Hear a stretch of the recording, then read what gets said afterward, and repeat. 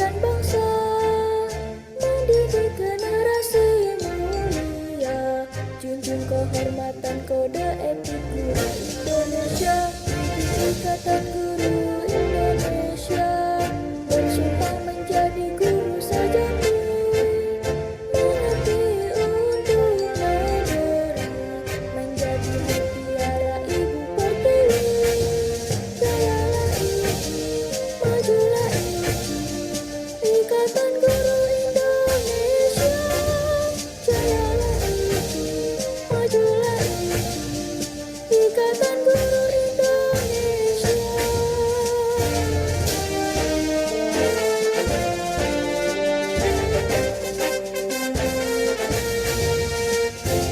Ikatan Guru Indonesia bermutu, jujur dan profesional, menjadi pelopor perubahan, pantang mengajar kalau tidak belajar.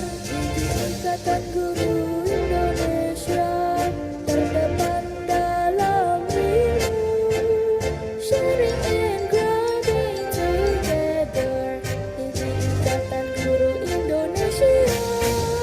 Jayalah IGI, majulah IGI, Ikatan Guru Indonesia.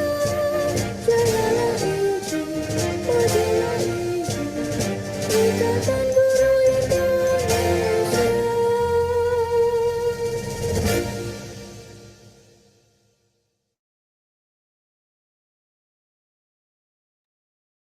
Terima kasih Pak Nokman, terima kasih Bapak Ibu semuanya. Sekali lagi selamat datang di kegiatan webinar berbagi literasi, bidang literasi pengurus pusat Ikatan Guru Indonesia. Alhamdulillah pada siang hari ini di jam-jam rawan bulan Ramadan, Bapak Ibu masih tetap setia mengikuti kegiatan kita yang pada siang hari ini akan memberikan topik yaitu meningkatkan literasi melalui strategi computational thinking. Baik, Bapak Ibu, sebelum kita awali kegiatan kita, selanjutnya kami mohonkan untuk Bapak Nokman Rianto bisa memberikan sekedar sambutan dan juga beberapa informasi program dari bidang literasi kepada Pak Nokman. Kami persilahkan. Baik, terima kasih. Assalamualaikum warahmatullahi wabarakatuh. Yang terhormat Bapak Danang Hidayatullah, Ketua Umum Ikatan Guru Indonesia, penarasumber Bu Anissa Rahmanti, Magister Engineering, dan juga Pak Wirawan, Magister Pendidikan, Bu Arifah Suraningsih, MBA, yang hari ini berkesempatan menjadi moderator kita, Bapak Ibu semuanya, pengurus pusat, pengurus wilayah, dan juga pengurus daerah, Ikatan Guru Indonesia, seluruh Indonesia, dan juga Bapak Ibu peserta webinar berbagi literasi, meningkatkan literasi melalui strategi computational thinking pada siang hari ini. Izinkan saya memberikan sedikit gambaran terkait dengan pelaksanaan webinar pada siang hari ini. Bapak Ibu semuanya, nanti 2 jam ke depan, insya Allah akan kita dibersamai oleh beliau, Ibu Anissa, dan juga Pak Wirawan, sebagai salah satu mereka berdua itu sebagai award ya, dalam program mikro kresendial ya, mikro kresendial dari Kemendikbud, yang nanti khusus pada computational thinking Bapak Ibu semuanya, sehingga kita bersama-sama nanti hari ini kita belajar terkait dengan bagaimana memadukan computational thinking dengan literasi. Ya, mudah-mudahan nanti bisa memberikan gambaran untuk kita semuanya terkait dengan hal tersebut. Ya. Yang selanjutnya untuk kegiatan literasi pada siang hari ini, alhamdulillah bekerja sama dengan kompas.id Bapak Ibu, dan terima kasih pada tim kompas.id yang telah memberikan support pada kegiatan siang hari ini.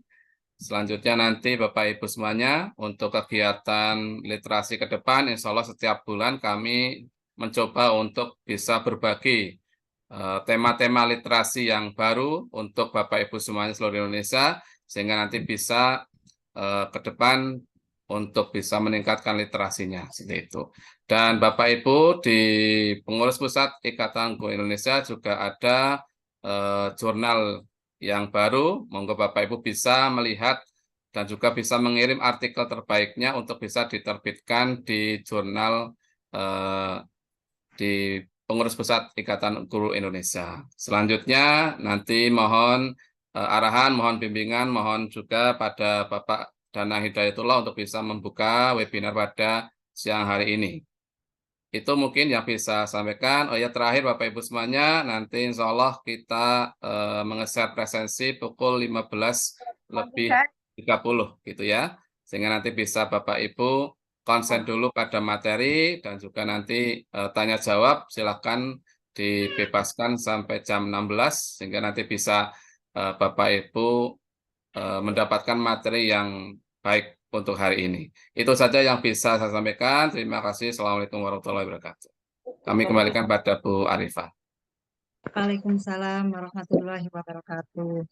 Baik, terima kasih Pak Nokman untuk sambutan sekaligus beberapa informasi terkait kegiatan pada bidang literasi PPIG. Selanjutnya sudah bersama dengan kita Bapak Ketua Umum Ikatan Guru Indonesia, Bapak Danang Hidayatullah. Kepada Pak Danang, kami mohonkan motivasi, arahan, serta berkenan untuk membuka kegiatan kita pada malam hari ini. Kami persilahkan Pak Danang.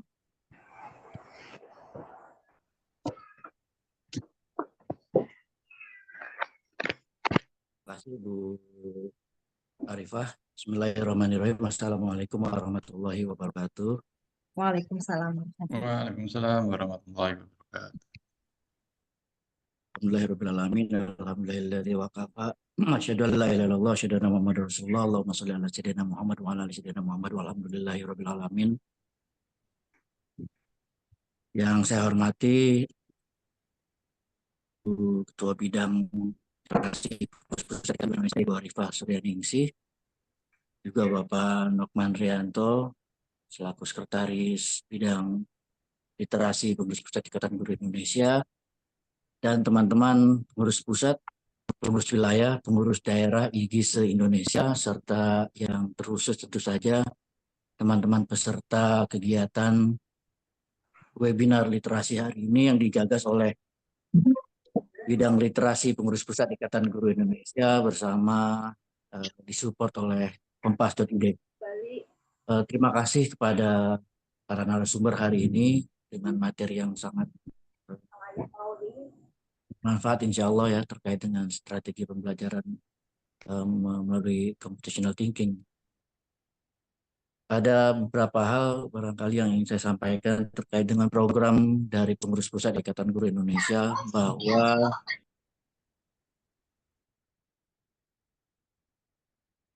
bahwa jumlah anggota dari Ikatan Guru Indonesia di tingkat nasional di seluruh Indonesia yang tersebar di kabupaten kota dengan kepengurusan di 36 provinsi sudah mencapai di 130.000 lebih anggota. Ini menunjukkan bahwa semangat untuk berkolaborasi, semangat untuk berbagi, dan semangat untuk tumbuh terus bergulir dari teman-teman guru dengan bersamai menjadi anggota Ikatan Guru Indonesia. Teman-teman peserta webinar hari ini, banyak program dari Pengurus Pusat Ikatan Guru Indonesia ya, mulai dari program di Pusat Diklat IGI maupun program literasi, media publikasi, kemudian pusat riset, dan bidang lain atau direktorat lain yang ini terus kita selenggarakan di setiap bulan ya, dan ini dalam waktu dekat juga bidang atau direktorat di hubungan internasional Ikatan Guru Indonesia punya program Go Internasional, yang ini merupakan program yang sudah kita gagas dari awal kepengurusan, di mana nanti bulan Agustus 2024 insya Allah teman-teman akan berangkat ke Melbourne, Canberra, dan Sydney untuk mengikuti EduTech Conference di Melbourne Hall Center. Juga ada beberapa undangan ke Korea Selatan, juga Singapura, dan Malaysia. Yang ini menunjukkan bahwa semangat Ikatan Guru Indonesia adalah semangat bagaimana kita bisa membangun organisasi IGI ini sebagai organisasi yang berkelas dunia, yang bisa memberikan dampak bukan saja di lingkungan regional, nasional, tapi juga bisa berdampak di skala internasional. Bidang literasi sendiri sudah banyak sekali kegiatan dan kemarin baru saja menyelesaikan uji kompetensi bahasa Indonesia yang diikuti oleh peserta dari seluruh provinsi di Indonesia, dan alhamdulillah mudah-mudahan nanti ada kerjasama kembali sehingga ini bisa memacu semangat teman-teman untuk meningkatkan minimal minat baca dan minat untuk mengkaji. Webinar hari ini merupakan rangkaian dari webinar-webinar yang diselenggarakan oleh bidang literasi pengurus pusat Ikatan Guru Indonesia, dan sekali lagi terima kasih untuk narasumber untuk kegiatan hari ini. Mudah-mudahan berikan manfaat dan juga dampak. Yang penting itu bagi kita adalah dampak. Saya rasa demikian di tengah teman-teman Muslim ya yang sedang menjalankan ibadah puasa, mudah-mudahan dengan belajar bersama, dengan tumbuh bersama, pahalanya dilipat gandakan oleh Allah Subhanahu wa Ta'ala. Demikian Bu Fafa dengan mengucapkan Bismillahirrahmanirrahim dan seizin dari teman-teman semua, maka kegiatan webinar literasi hari ini yang diselenggarakan oleh bidang literasi pengurus pusat Ikatan Guru Indonesia didukung oleh Kompas dan IDE nyatakan dibuka. Bismillahirrahmanirrahim. Demikian terakhir telah saya sampaikan bahwa kita adalah guru dilahirkan dan ditakdirkan untuk merumuskan masa depan pendidikan. Guru yang maju bukan saja guru yang bisa bergerak, tapi juga guru yang bisa menggerakkan untuk kebaruan, untuk perubahan, guru yang bisa bergerak untuk berdampak. Billahi taufiq wal hidayah. Wassalamualaikum warahmatullahi wabarakatuh. Sharing, growing together. Waalaikumsalam warahmatullahi wabarakatuh. Baik, terima kasih Pak Ketum untuk motivasi sekaligus informasi-informasinya mengenai Ikatan Guru Indonesia. Pak Ketum sehat dan resilient selalu bersama Ikatan Guru Indonesia. Terima kasih. Baik Bapak Ibu semuanya, alhamdulillah kita sudah sampai pada acara yang kita nanti-nantikan, yaitu webinar dengan tema meningkatkan literasi dengan strategi computational thinking, dan sudah hadir bersama kita semuanya pada siang hari ini Bu Anissa dan Pak Wirawan. Kita sapa dulu beliau berdua. Selamat siang Bu Anissa. Selamat siang Ibu. Selamat siang. Selamat siang Pak Wira. Selamat siang Bu Arifah dan semuanya Bapak Ibu. Alhamdulillah sehat ya Bapak. Alhamdulillah sehat. Ya, alhamdulillah terima kasih kita ucapkan pada Pak Wirawan dan Bu Anissa. Wah, ini dashboardnya sudah sama nih Pak Wira dan Bu Anissa. Alhamdulillah kompak ya. Baik Bapak Kebaya, Ibu. Bu. Iya. Sudah hadir ya bersama kita Pak Wirawan dan Bu Anissa. Namun sebelum beliau berdua memaparkan materi yang menarik pada siang hari ini, tidak kenal maka tidak sayang, mohon izin kami akan menayangkan kurikulum vitae beliau berdua, yaitu Pak Wira dan Bu Anissa. Mohon ditunggu sebentar. Ya. Sudah terlihat ya Bapak Ibu? Yang pertama, narasumber hebat kita pada siang hari ini adalah Ibu Anissa Rahmanti, Eskom Magister Engineering. Beliau adalah pengajar teknik komputer jaringan di SMK Negeri 1 Rembang, dan beliau juga sebagai staf kesiswaan di SMK Negeri 1 Rembang. Kemudian 2016 sampai 2017, beliau mengerjakan proyek bersama siswa tentang penerapan Internet of Things, dan beliau juga melakukan pameran setiap akhir semester. 17 sampai 18 beliau melakukan editing buku bersama siswa berdasarkan proyek siswa dan sudah 30 lebih ISBN yang sudah beliau telurkan bersama siswa-siswa beliau. Dan di tahun 2020 Bu Anissa menerima beasiswa LPDP untuk pendidikan jenjang S2 pada jurusan Magister Teknologi Informasi di Fakultas Teknik Universitas Gadjah Mada, dan beliau melaksanakan tugas belajar selama 26 bulan. Pada tahun 2022, beliau meraih cum laude 3,83 dan sudah mempublish 2 international research paper. Di tahun 2023 kembali mengajar di SMK Negeri 1 Rembang, dan beliau juga berkegiatan sebagai trainer pada Mikrotik dan Cisco. Selanjutnya 2024 sampai dengan sekarang beliau baru saja menamatkan program mikrokredensial CS 50X dari Indonesia dan Harvard University Digital Literacy for Teacher, di mana kita akan menyimak bersama mengenai pengalaman luar biasa beliau berdua pada program mikrokredensial ini untuk kita terapkan pada peningkatan literasi ya Bapak Ibu ya. Dan satu lagi, Bu Anissa ini juga sebagai dosen tamu pada Software Engineering di Universitas YPPI Rembang. Luar biasa, itu tadi portofolio dari Ibu Anissa. Selanjutnya kami juga akan langsung menyampaikan portofolio dari narasumber kita yang kedua, yaitu Bapak Wirawan Yogiatno. Beliau bekerja sejak 2014 sebagai Kaprodi Teknik Informatika dan Komunikasi merangkap K3 Teknik Komputer dan Jaringan di SMK Negeri 1 Seyegan, Sleman, Daerah Istimewa Yogyakarta. Dan sejak 2021 hingga sekarang beliau adalah guru pamong program pendidikan profesi guru di Universitas Negeri Yogyakarta. Dan beliau pernah menjabat sebagai Wakil Kepala Sekolah Bidang Humas dan Hubungan Industri 2018 sampai 2021 di SMK Negeri 1 Seyegan. Terus mengabdi sebagai guru Teknik Komputer dan Jaringan dari 2014 sampai dengan sekarang, sekaligus juga guru KKPI ya 2009 sampai 2014, dan beliau juga dosen pada Universitas Terbuka atau tutor mata kuliah komputer dan media pembelajaran. Beberapa training yang sudah beliau ikuti diantaranya yang paling terbaru ini adalah program mikrokredensial dari Harvard University, Digital Skill for Teachers, yang nanti juga akan kita ikuti pengalaman terbaik beliau. Kemudian beliau juga menerima Satya Lancana Karya Satya ke-10 tahun 2023 dari Presiden Republik Indonesia. Dan di tahun 2019 beliau pernah mengikuti Overseas Teacher Training Program di Segong College, Korea Selatan.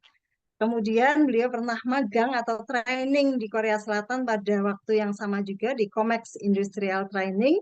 Kemudian mendapatkan sertifikat Mikrotik Academy Trainer 2017 sampai sekarang, dan beliau juga menguasai Java Fundamental Oracle Academy serta mengikuti kegiatan Master Teacher di Digital Classroom di Siamulek. Oke, luar biasa, kita berikan apresiasi kepada beliau berdua, dan sekali lagi kami ucapkan terima kasih kepada Pak Wirawan dan Bu Anissa yang telah berkenan berbagi kepada 336 ya, 336 pada siang hari ini. Kita sediakan room 1000 room ya Bapak Ibu. Mungkin karena ini jam-jam rawan begitu, barangkali banyak yang terskip sehingga belum sempat bergabung, sehingga nanti sambil berjalan kita menunggu joinnya Bapak Ibu yang lain pada room kita malam hari ini. Siang hari ini, maaf ya, kita seringnya kegiatan di siang hari Pak Wirawan. Baik, selanjutnya kita sudah tidak sabar menunggu berbagi praktik baiknya dari Bu Anissa dan Pak Wirawan. Selanjutnya kami berikan sekilas pantun, ini barusan saya bikin. Minum markisa dicampur pandan, disajikan di atas nampan. Bu Anissa dan Pak Wirawan, kami persilahkan. Silakan. Ya, terima kasih Bu. Ini giliran pertama saya nggih. Oke, saya izin share screen dulu nggih.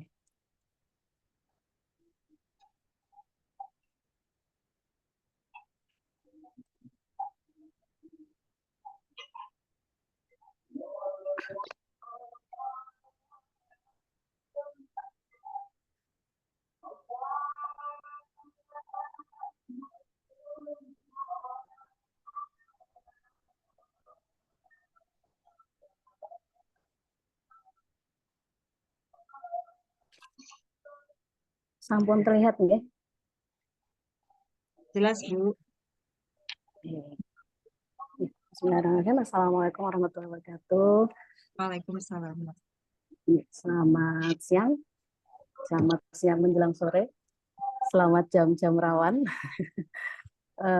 Terima kasih guys dari kami, dari saya dan Pak dari saya dan Pak Wirawan guys, karena diberi kesempatan untuk bercerita tentang apa sih yang kami dapatkan dari yang kami jalani dulu dari Oktober 2023 sampai Maret. Jadi sekitar 5 bulan kami mengikuti program ini, dan giliran pertama saya ini akan menjelaskan apa sih CSV-X itu. Di sini saya memakai judul input proses output karena di komputer itu sistem kerjanya itu bisa dibedakan dengan input, proses, dan output. Untuk CSV-X nama lengkapnya adalah di kementerian adalah program microcredential CSV-X Indonesia Harvard University Digital Skill for Teachers. Oke, saya jelaskan dulu apa itu CSV-X. Ini gambar duck. Jadi nanti kita kalau misalkan mengikuti program ini sampai selesai nanti dapat kenal-kenalan bebek karet ini ya. Nanti apa sih duck itu nanti saya tunjuk. Yang pertama tanpa X dulu. CS50 ini sendiri adalah sebuah course, sebuah materi tentang computer science. Jadi CS itu computer science atau ilmu komputer. Itu ditunjukkan untuk siapapun, baik mereka berkuliah di bidang informatika atau komputer ataupun bidang yang lain. Dipersilahkan untuk mengikuti course ini, mengikuti materi ini di kampus. Jadi di Harvard, di dekat-dekat sana gitu ya, di kampus. Silahkan mereka datang ke sana, maka mereka akan mendapatkan, mereka mengikuti sebuah program yang namanya CS50. Kemudian apa sih kalau CS50X? CS50X itu adalah adaptasi online-nya dan exactly the same, benar-benar sama gitu ya dengan yang ada di kampus, dan itu bisa diakses oleh semua yang mengikuti di seluruh dunia gitu. Yang sama apa aja gitu. Kalau mungkin panjenengan Bapak Ibu guru ya, mencoba browsing, mencoba googling CSVT, mungkin ketemu ya ada versi free-nya gitu di edX gitu. Tapi kalau yang CSVTX ini yang kita ikuti ada beberapa bedanya. Nanti saya tunjukkan bedanya apa nanti di prosesnya. Kemudian mungkin ada satu lagi yang perlu saya jelaskan adalah tentang istilah microcredential. Microcredential ini adalah program diklat jangka pendek, walaupun jangka pendek tapi ya tetap 5 bulan, 1 semester ya. Kemudian materinya itu tentang teknis dan spesifik dari perguruan tinggi luar negeri yang sudah ditetapkan. Jadi secara singkatnya CS50X ini adalah adaptasi online dari CS50 yang ada di Harvard University. Kemudian kita jelaskan apa yang dimaksud input di sini. Input di sini adalah masukan. Sebelum Bapak Ibu guru mengikuti program ini, maka akan membutuhkan beberapa prasyarat agar bisa masuk ke sana. Yang pertama adalah Bapak Ibu harus mempunyai NPTK. Jadi nanti ada form khususnya, begitu masuk ke NPTK langsung terdeteksi. Berarti bisa melanjutkan pendaftaran. Selanjutnya adalah tes kemampuan bahasa Inggris. Tes kemampuan bahasa Inggris ini ada beberapa, boleh pakai ITP, boleh pakai ITT, boleh pakai TOEIC, kemudian bisa juga memakai Duolingo. ada syarat minimalnya, berapa yang bisa mengikuti, di sana, tetapi mungkin karena di program saya kemarin kuotanya 300, tapi yang mendaftar itu yang lolos itu masih kurang, maka kemarin ada beberapa ya mungkin kelonggaran. Ada yang nggak sampai itu benar-benar tes beneran. Kalau misalkan Bapak Ibu mungkin pernah mengikuti tes bahasa Inggris yang beneran, mungkin pakai yang dari ITS gitu ya. Itu di sini masih prediksi aja diperbolehkan. Maka prediksi diperbolehkan. Yang penting ya mungkin karena kemarin dari program ini mungkin peminatnya masih belum begitu banyak, dan karena ada kuota yang lebih, maka yang memakai prediksi diperbolehkan. Selanjutnya adalah surat rekomendasi. Surat rekomendasi ini awalnya adalah kalau dari guru yayasan adalah dari kepala sekolah, kemudian yang untuk guru ASN itu dari kepala Cabdin. Tetapi karena untuk mencapai surat rekomendasi dari kepala Cabdin itu apalagi yang dari luar Jawa ya, kemungkinan ya mungkin jauh-jauh gitu ya. Jadi surat rekomendasi ini tidak bisa didapatkan secara cepat mengikuti deadline waktunya. Maka yang terakhir kami diperbolehkan mengupload surat rekomendasi ini dari kepala sekolah sendiri. Selanjutnya adalah fakta integritas. Kenapa ada fakta integritas? Karena syarat yang pertama itu adalah jujur dan komitmen, harus mengikuti sampai selesai. Program CSWPX ini dari kementerian, dari LPDP itu kita dibiayai sekitar $1.500, $1.500, dan kita harus menandatangani surat integritas tadi, fakta integritas tadi yang menyatakan harus mengikuti sampai selesai. Dan kalau tidak selesai, maka ancamannya adalah harus mengembalikan $1.500 tadi, yang kalau dikonversikan, kalau diputus itu lumayan ya, sekitar 23 juta. Jadi maka kita butuh sebuah komitmen untuk mengikutinya sampai selesai. Selanjutnya adalah esai. Esai nanti dituliskan langsung, jadi ada form pendaftarannya, kemudian kita tuliskan ada beberapa pertanyaan dan kita harus jawab dengan ada pembatasan berapa kata seperti itu. Dan selanjutnya setelah semua administrasi ini selesai, maka kita akan mengikuti seleksi. Seleksinya yang pertama adalah seleksi administratif, dicek semua berkas-berkas yang sudah di-upload tadi, dan kedua adalah seleksi interview, seleksi wawancara. Seleksi wawancara ini mungkin sedikit spill situasinya, yaitu kita akan diputarkan video dari Prof. Malan langsung, Profesor David Malan sebagai pemateri di CSWP, dan kita diminta dalam jangka waktu tertentu, mungkin sekitar 5 menit, diminta untuk meresum yang beliau katakan di dalam video tadi apa. Jadi seperti itu. Kemudian dilanjutkan dengan interview tentang mungkin ditanyakan kembali komitmen kita untuk mengikuti program ini. Kemudian saya lanjutkan untuk prosesnya saya bedakan menjadi dua. Yang pertama adalah proses yang asinkronus atau yang tidak membutuhkan kita online saat itu juga. Kita mulai dari Oktober 2023, dinamakan saat itu namanya untuk materi pertama itu di week 0, itu kita mempelajari Scratch. Walaupun namanya week, tetapi sebenarnya dijalani selama 2 minggu, 2 pekan ya. 2 pekan dinamakan week itu mungkin sebagai apa ya, ciri khas dari CS50. Kemudian dari week 0 ini dilanjutkan selama 5 bulan dengan berbagai materi dan diakhiri pada bulan Februari 2024 kemarin. Dalam bulan Februari yang harusnya normalnya biasanya itu setiap bulan hanya 2 materi, kemarin bulan Februari kita harus menyelesaikan yang harus diselesaikan cuma 2 materi ya, 2 materi, tapi kita juga mendapatkan materi tambahan di week 10 dan week 11. Jadi dalam bulan Februari kemarin ada 4 materi dan ada 1 dan final project-nya harus diselesaikan sebelum kita berangkat ke Jakarta pada tanggal berapa ya, kalau nggak salah 10 Maret itu. Kemudian sarananya untuk proses asinkronis ini, yang pertama ada LMS-nya. Nanti kita kalau diterima nanti ada sebuah email yang menunjukkan yang pertama LMS-nya atau Learning Management System-nya. Itu nanti di situ ada semuanya, mulai dari video, kemudian notes-nya, kemudian short atau video-video yang pendek untuk penjelasan ini, karena video dari Prof. Malang itu rata-rata 2-3 jam untuk dipenuhi, untuk disimak seluruhnya. Kemudian ada grade scope. Grade scope itu adalah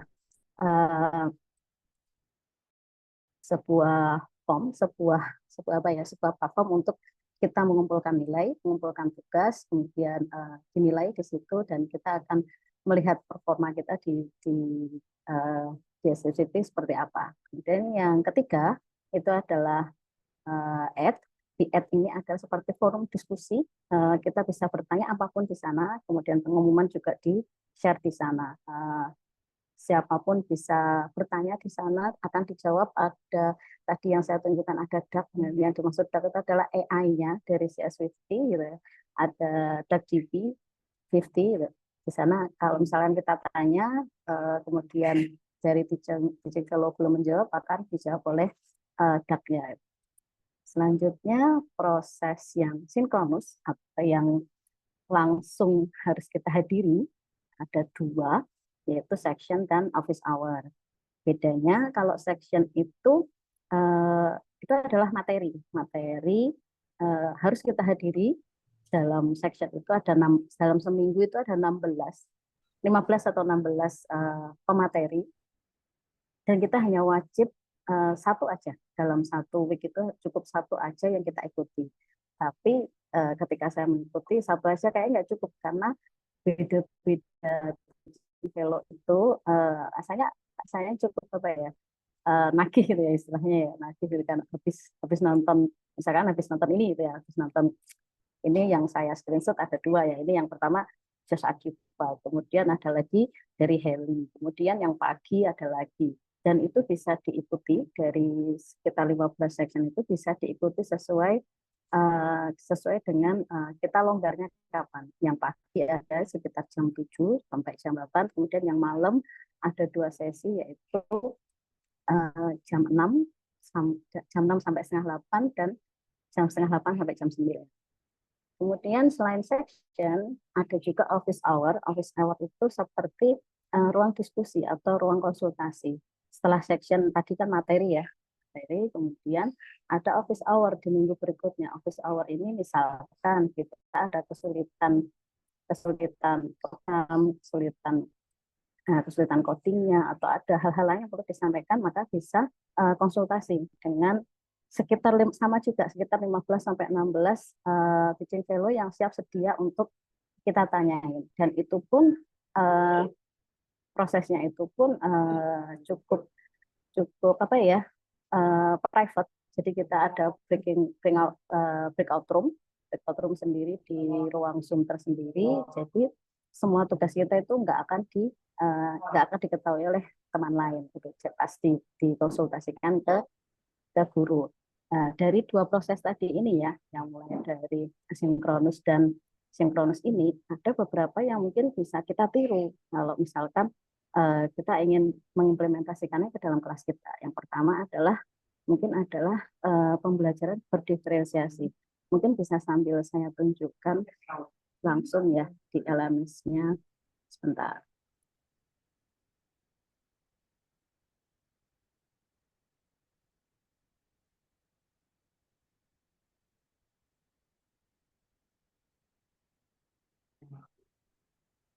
Oke. Ini yang saya bukakan LMS-nya.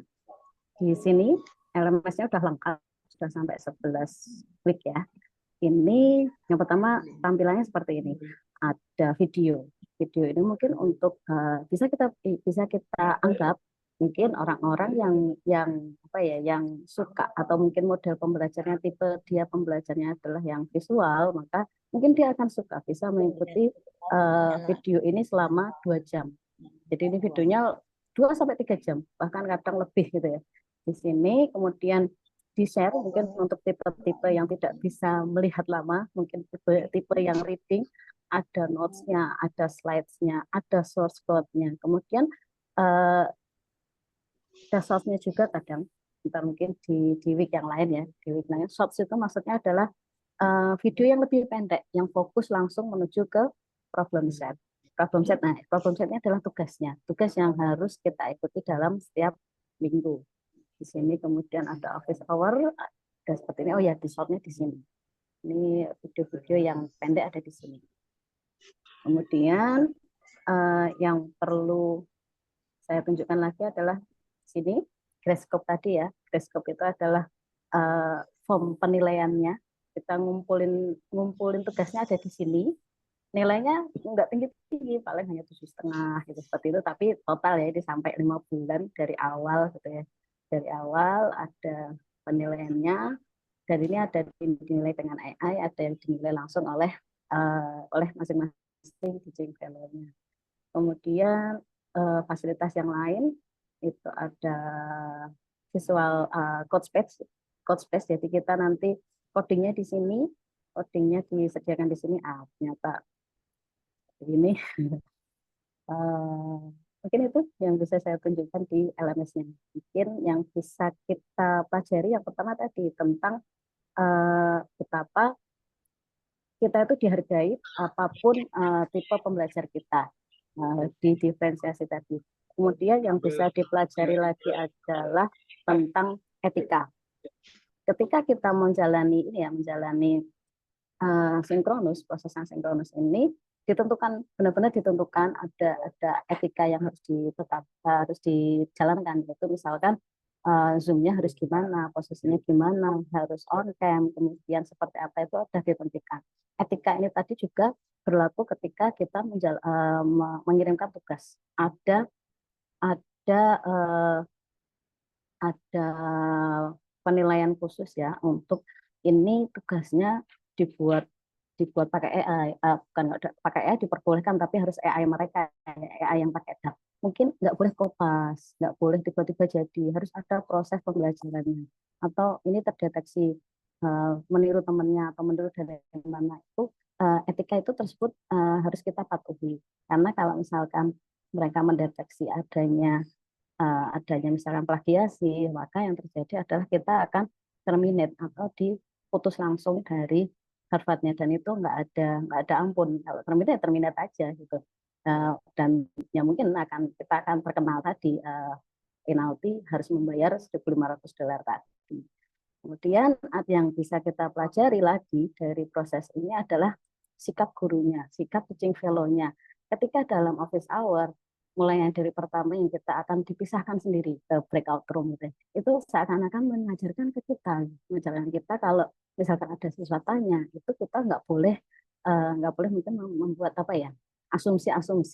Oh, cah ini bodoh mungkin anak ini kok nggak bisa kenapa gitu. Mereka tetap dengan sabar, apapun kesulitan kita tuh dibantu.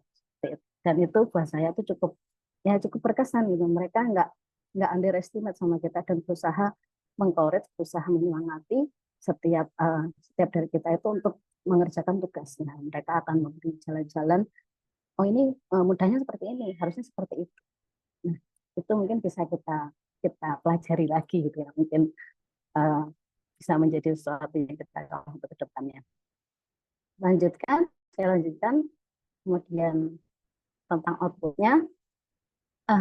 Yang pertama, output yang jelas adalah di PMM kita bisa memilih yang pelatihan yang durasinya itu karena ini 5 bulan, lebih dari 3 bulan, maka kita akan diberi sertifikat dari kementerian yang nilainya itu bisa 128 di PMM. Dan kemudian yang pasti kalau memang kita lulus, kita akan mendapatkan sertifikat dari CS50-nya. Untuk sertifikat ini dari CS50 itu ditentukan ada yang with honor, dan honor mungkin kalau mungkin di kuliah gitu ya, mungkin ada cum laude gitu ya. Ini batasannya di nilai 70. Kalau total nilainya 70, maka akan mendapatkan semacam predikat gitu ya. Semacam predikatnya itu adalah with honor.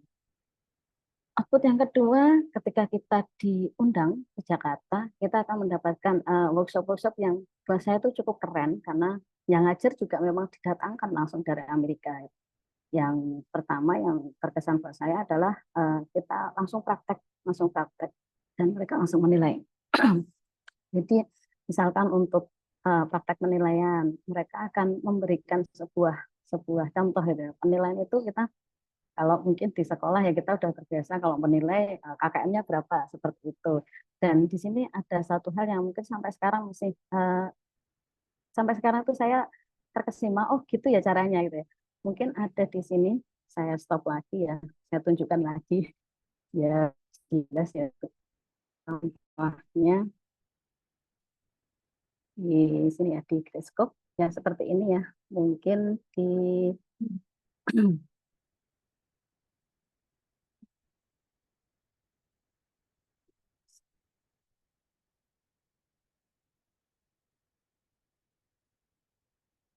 Nah, misalkan di sini ya, di problem set 6 misalkan. Ini ada yang more, ada yang less gitu. Jadi kita itu kalau ngasih tugas ke siswa, kita bisa ngasih siswa itu pilihan mereka sendiri gitu. Kamu pengen menyelesaikannya tuh sebatas apa? Kalau misalkan ini bisa, ya udah kerjakan sebaiknya. Kalau misalkan ada mungkin siswa yang cukup cerdas, cukup cukup cepat menangkap pembelajaran dan dia bisa mengerjakan tugas lebih, silahkan ambil yang more gitu. Tapi itu nilainya tetap sama. Jadi kalau KKM kan kita kadang ada merasa ruginya ya, masuk anak yang terlalu ya nggak terlalu bisa kok nilainya tetap segini gitu ya. Dan di sini kita bisa membuat beberapa versi soal yang bisa dilihat oleh siswa. Kemudian yang bisa saya tunjukkan misalkan di final project. Di final project itu kita diminta untuk memilih gitu. Ada memilih outcome-nya itu good, better, dan best. Jadi kita bisa menentukan karena saya guru praktikum kalau misalkan saya membuat final project itu juga saya minta anak-anak itu untuk silahkan kamu tunjukkan kalau good itu adalah yang pasti kamu penuhi, better itu kamu bisa mengembangkan lagi, dan best itu apa sih yang kemungkinan terjadi, kemungkinan apa ya diharapkan itu bisa terjadi di situ. Dan ini bisa dipakai ya Bapak Ibu kalau misalkan ada pembelajaran berbasis project gitu ya. Siswa silahkan menentukan sendiri. Oke, saya lanjutkan yang di outputnya. Di praktis tadi ada kita sambil ngajar, kita menilai, diberitahu gitu caranya seperti ini. Kemudian kita juga diberi masih demo, nggak diajarin karena memang untuk AI-nya itu ada kreditnya khusus gitu ya. Demo bagaimana mengajar dengan AI. Output selanjutnya adalah yang saat itu terjadi adalah kita langsung mendapatkan teman-teman yang segitu banyaknya. Ada 272, tadi saya cerita yang lolos lagi itu 280, tapi ya selama proses mungkin ada yang berkurang gitu. Dan kemarin yang dikasih sertifikat diundang di Jakarta itu ada 272 buku. Itu yang outputnya. Ada satu lagi, yaitu output yang tidak langsung bisa diterima. Bapak Ibu, ketika misalkan kita ngajar gitu, kita ngajar kemudian kita ceritakan ke siswa, Bapak Ibu, anak-anak kemarin Bapak atau Ibu guru ke Jakarta, ngapain Bu gitu kan? Kita berguru sama dosen Harvard gitu. Yang terjadi adalah mungkin anak-anak itu yang awalnya nggak tahu apa sih itu Harvard gitu, mungkin yang dari luar Jawa, dari kemarin teman saya itu yang dari Dikpen ya, karena saya ada di pendidikan menengah gitu, itu ada yang dari Aceh, dan Acehnya itu Aceh Kepulauan, kemudian yang paling timur ada dari Nabire, Papua, dan kita bisa membayangkan betapa mereka jauhnya dari Jakarta dari asal mereka ke Jakarta dan akan menemukan sebuah kata Harvard. Mungkin awalnya mereka nggak tahu Harvard itu apa. Harvard itu adalah kalau kita cerita ke anak-anak gitu, Harvard itu adalah kampus terbaik di dunia, misalkan seperti itu. Maka kita akan menjadi seorang agen yang akan memberikan sebuah kata yang membuat mereka itu bercita-cita. Oh, Bapak guruku bisa, Ibu guruku bisa. Insya Allah aku nanti juga bisa. Seperti itu.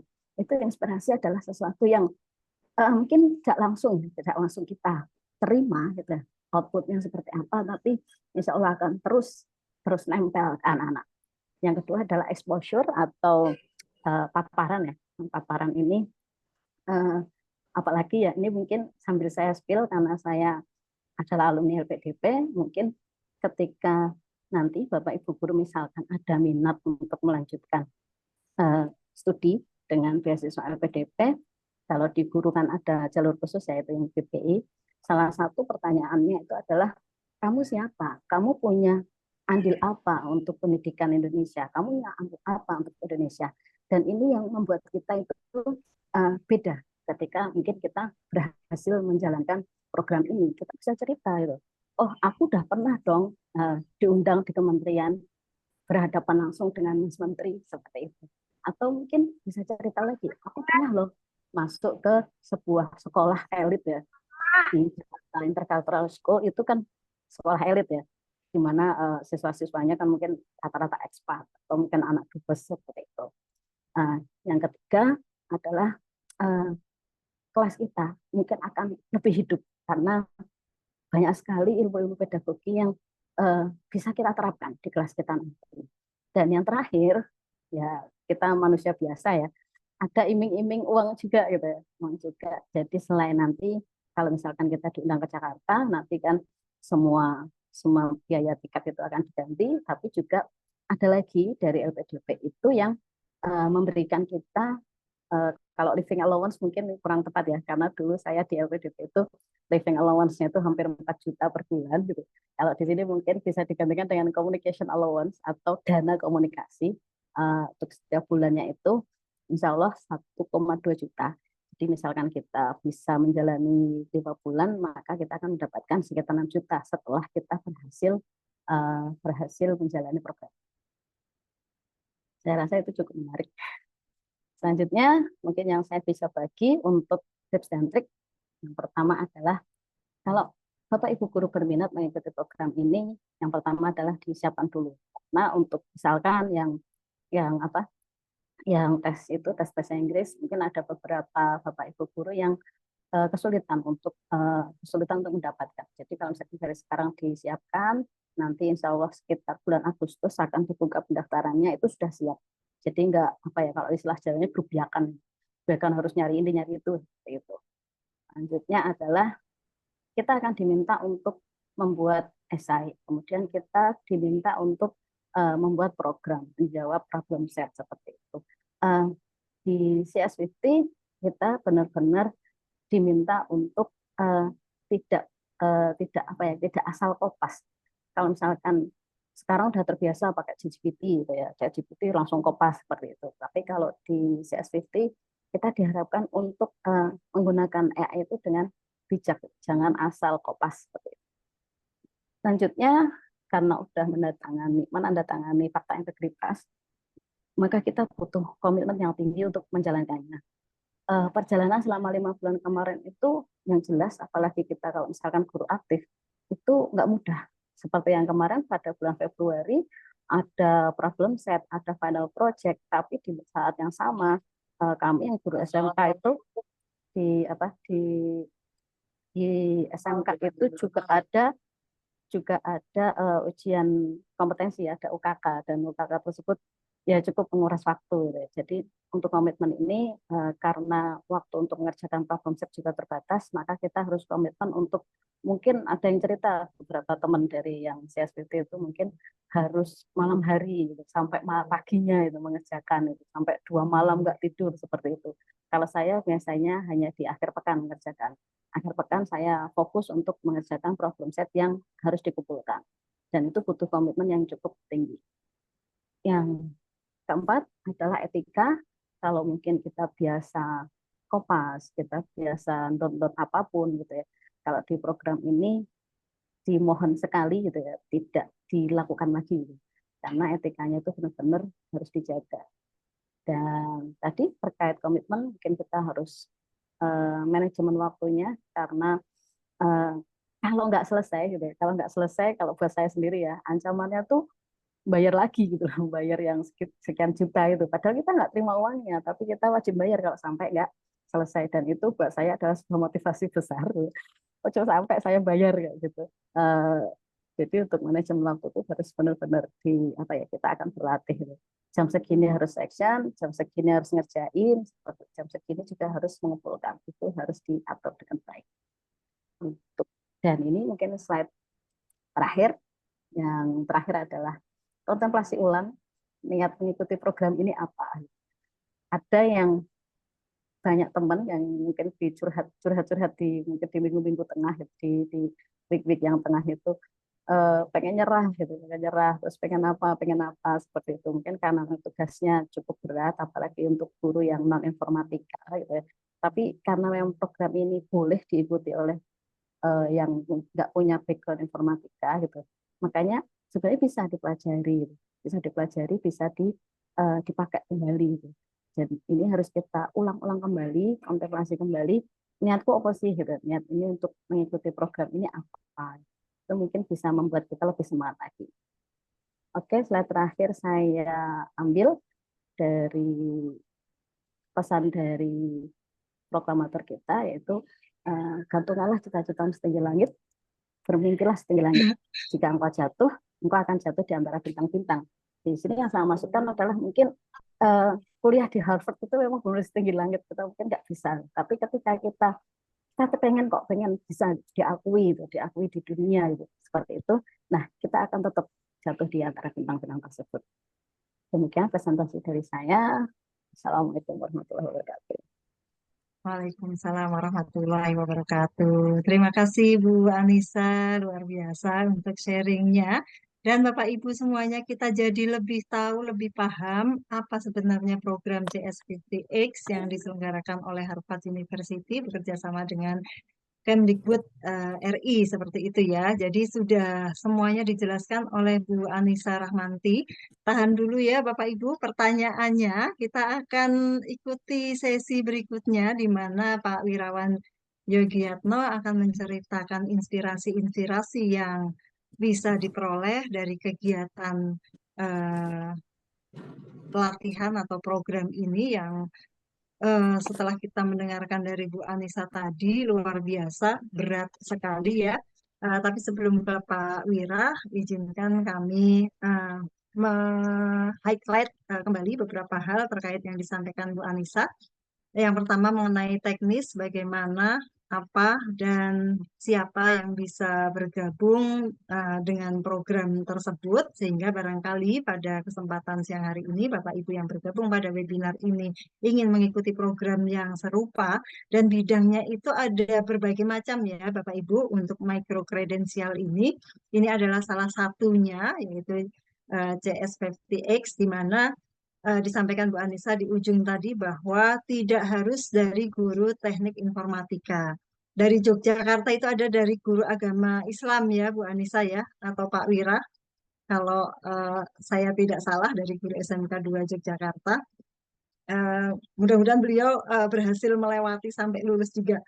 Nah, Bapak Ibu, di sini beberapa program yang telah diikuti program CS50X yang telah diikuti oleh Bu Anissa dan Pak Wira ini selain menguatkan pada kemampuan pemrograman ya, yang dimana itu menjadi core utama pada pelatihan ini, tentu yang kita angkat pada siang hari ini adalah bagaimana inspirasi dari computational thinking, di mana kita semuanya sebagai guru, kita semuanya sebagai pendidik, ini dihadapkan pada berbagai problem, berbagai tantangan yang semakin kompleks, sehingga apa yang diperoleh dari kegiatan pelatihan tersebut tentu menggunakan pendekatan growth mindset ya, menggunakan di situ digunakan prinsip-prinsip logika, prinsip-prinsip algoritma, pemrograman dan sebagainya. Tapi di balik itu banyak hal yang tadi sudah diungkapkan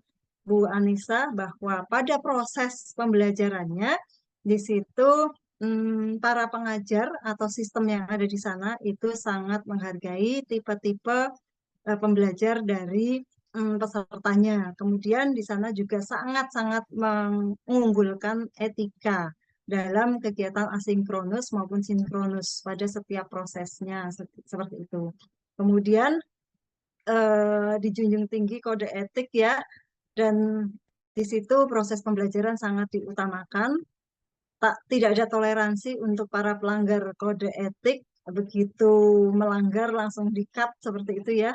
Kemudian beberapa hal lain yang bisa diambil yaitu sebagai guru kita bisa mengambil beberapa hal, tadi sampaikan Bu Anissa bahwa di sana mereka sangat menghargai betapa bagaimanapun kemampuan siswanya, mereka begitu sabar membimbing para peserta yang kemampuannya bermacam-macam, kemudian tidak menjudge ya, dan selalu memberikan respon-respon yang positif seperti itu. Dan tadi juga disampaikan oleh Bu Anissa mengenai bahwa inspirasi bahwa kita bisa memberikan proyek-proyek yang itu sesuai dengan kemampuan peserta didik ya. Mereka mau milih yang less, more, ataupun yang lebih tinggi. Kemudian outcome-nya bisa memilih yang good, better, ataupun best. Seperti itu. Nah, baik Bapak Ibu, banyak hal ya ini tadi sudah digali, sudah kita pelajari dari Bu Anissa. Selanjutnya kita undang Pak Wirawan untuk menyampaikan terkait dengan program yang sudah beliau berdua ikuti, kita kaitkan dengan peningkatan literasi. Monggo Pak Wirawan. Terima kasih Bu Anissa. Tetap stay tune, nanti kita akan diskusi setelah Pak Wira menyampaikan materi.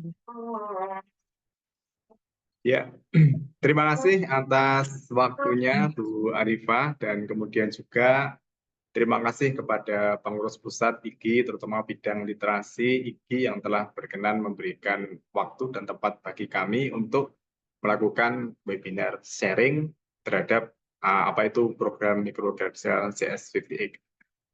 Assalamualaikum warahmatullahi wabarakatuh. Ya, selamat sore. Ya, menjelang buka puasa, Bapak Ibu semuanya. Sungguh dalam kesempatan kali ini saya sangat berbahagia di sini bisa bertemu dengan para Bapak Ibu guru yang hebat dari seluruh Indonesia ini. Walau sebagaimana dikatakan Bu Arifah dan Bu Anissa Rahmani tadi, bahasanya jam-jam rawan. Apalagi ini mau mendekati buka puasa ini kalau yang di Indonesia Timur ya. Sudah jam 17. Ini mungkin Bapak Ibu yang Muslim di sana baru mempersiapkan buka puasa sambil menyimak webinar IGI yang biasanya dilaksanakan pada malam hari. Karena itu Bu Arifah tadi beberapa kali menyebutnya malam hari. Baik, Bapak Ibu, saya share screen dulu untuk materi yang akan saya sampaikan.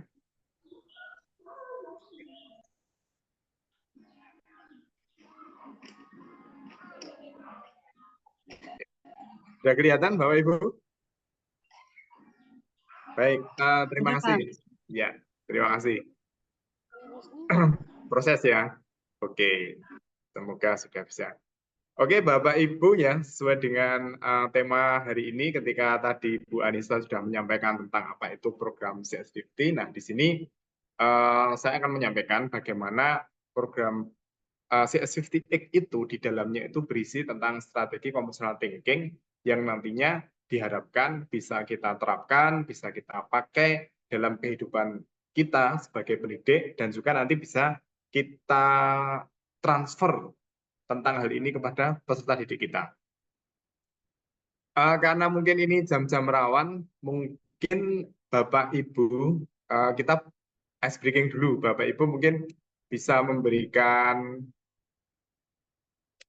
komentar, kita curah pendapat tentang apakah itu computational thinking menurut yang sudah Bapak Ibu ketahui selama ini. Aku tadi pakai gelang mutiaraku tuh, terus kok nggak ada, jatuh. Nggak tahu jatuhnya di mana.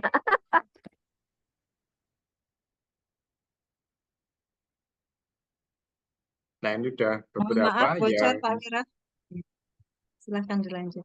Oke. Nah, ini udah beberapa yang menjawab problem solving step by step. Memecahkan masalah secara matematis. Oke, mungkin kalau di sini kelihatan namanya, saya share lewat Menti ya. Di Menti nanti bisa saya tampilkan juga, monggo silahkan yang ingin berpendapat dan anonymous bisa dengan dimenti ya.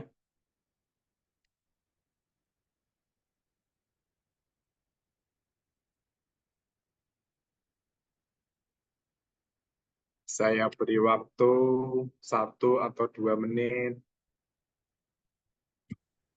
Oke, hampir sama ya. Problem solving step by step. Saya ganti dulu untuk share screen-nya.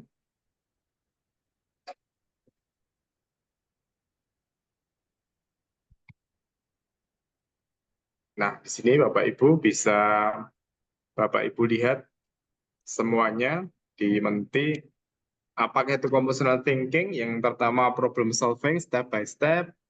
Kemudian ada cara berpikir untuk menyelesaikan masalah dengan alur tertentu, memecahkan masalah secara matematika, berpikir sesuai dengan kerja komputer, berpikir secara bertahap dan analisis, pemrograman, mengetahui masalah dari awal, mengetahui masalah. Oke, ya. Nah, ini udah banyak sekali jawabannya. Bapak Ibu, mungkin saya cukupkan untuk sekian untuk curah pendapatnya tentang apa itu computational thinking. Ya, baik, kita kembali ke sini lagi. Dari jawaban-jawaban Bapak Ibu semua, semuanya benar ya, tidak ada yang salah.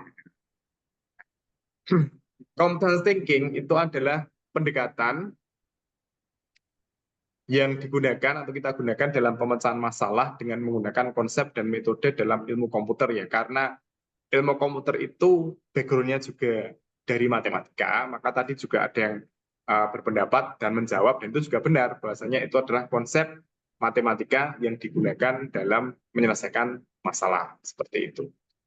Nah, Bapak Ibu, kemudian kalau literasi, insya Allah kita semuanya juga sudah memahami ya, sudah mengetahui bahwasanya literasi ini adalah kemampuan seorang untuk memahami, menafsirkan, menggunakan informasi, dan berpartisipasi secara efektif dalam suatu domain tertentu.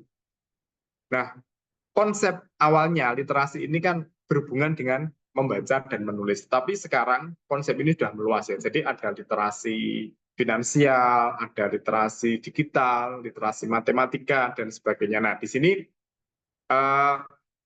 kami ingin mengungkapkan bahwasanya literasi di sini nanti akan literasi yang sudah meluas ya. Jadi bukan hanya membaca dan menulis saja. Karena sebenarnya kalau kita bawa, refleksikan ke dalam kehidupan kita masing-masing, semua bidang dalam kehidupan kita itu ya isinya berkaitan nanti dengan literasi seperti itu.